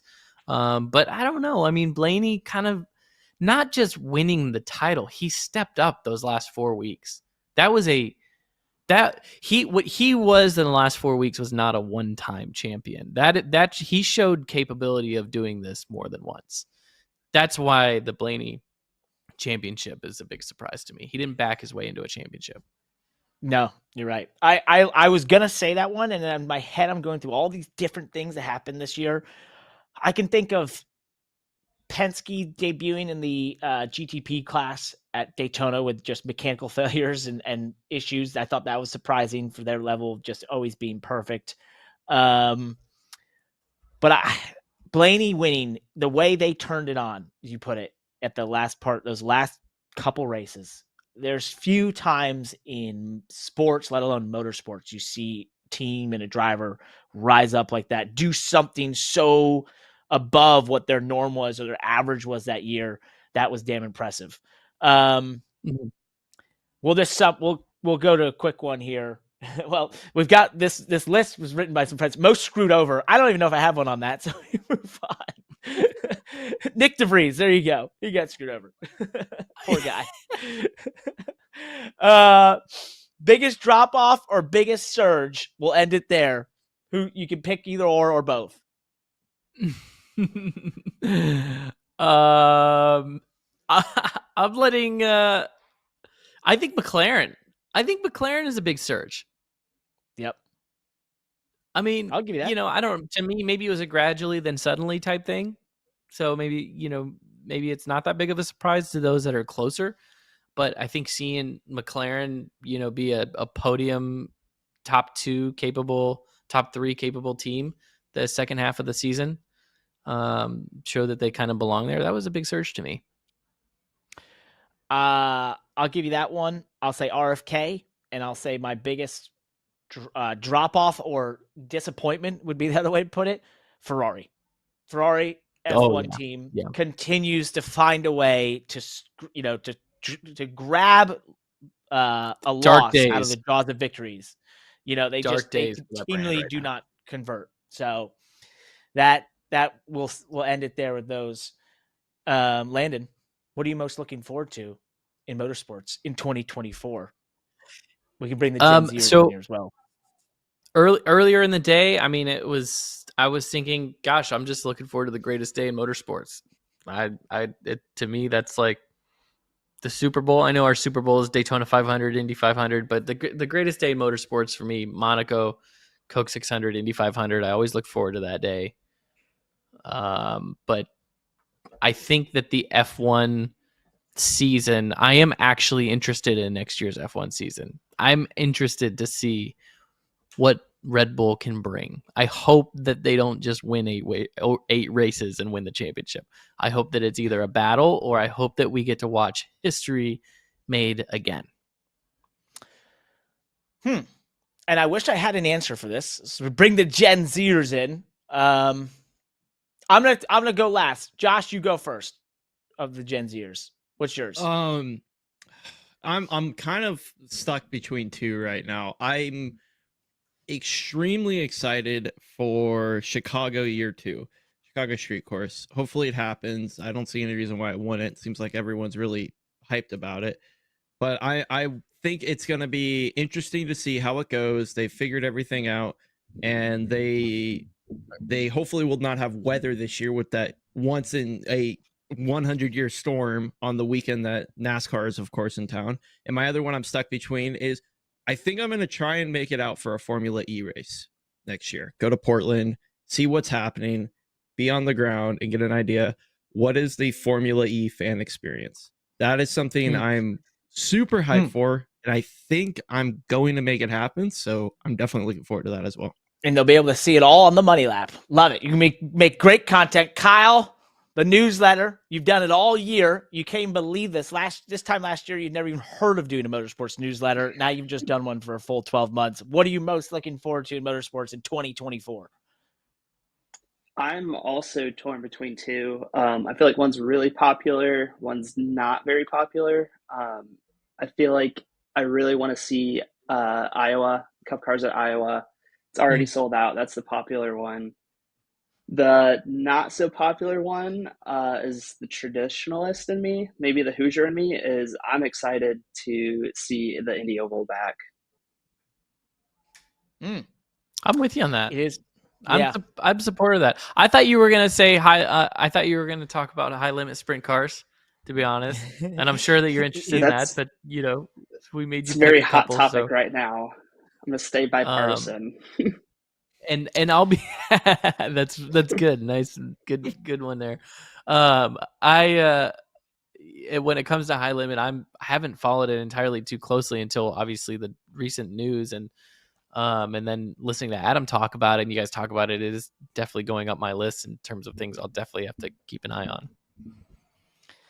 I was gonna say I can't talk about my own racing, so I'm not gonna say anything about the Xfinity series, but I was gonna say when I was looking at Indy or next year, Indy 500 with those hybrids and just seeing what that would be like.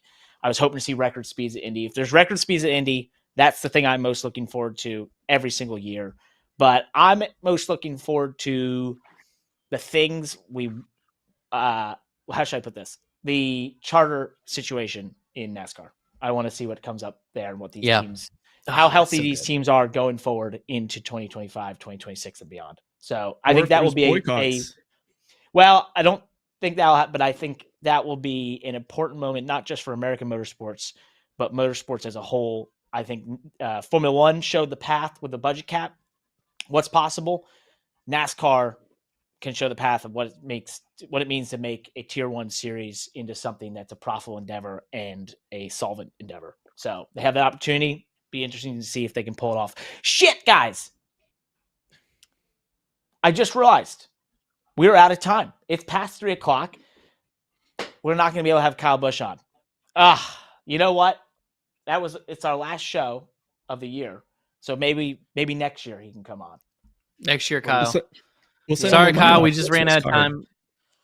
Parker, wrap this up for us. Anyway, with that, as I mentioned, our 2023 season comes to a close. This started as an idea of me calling Landon almost once a week saying, man, we've got to start a podcast. People have to hear what we have to say. You finally indulged me in May of this year. I think it's been a lot of fun. This is our 35th episode. Over 40,000 people have listened to this podcast. Millions of more have seen our clips across social media. We thank you all for being a part of this. It means a lot that more than just our moms want to watch and listen to what we've done here. And we just did 5 episodes live, over 3 hours each on the internet without a single hiccup. Thank you, our whole production team, Josh, Zach, Kyle, AJ, everyone who makes this possible. Brett, this has been a lot of fun. Happy holidays, happy Christmas, and happy New Year. We will see you in 2024. That's Money Lap Live.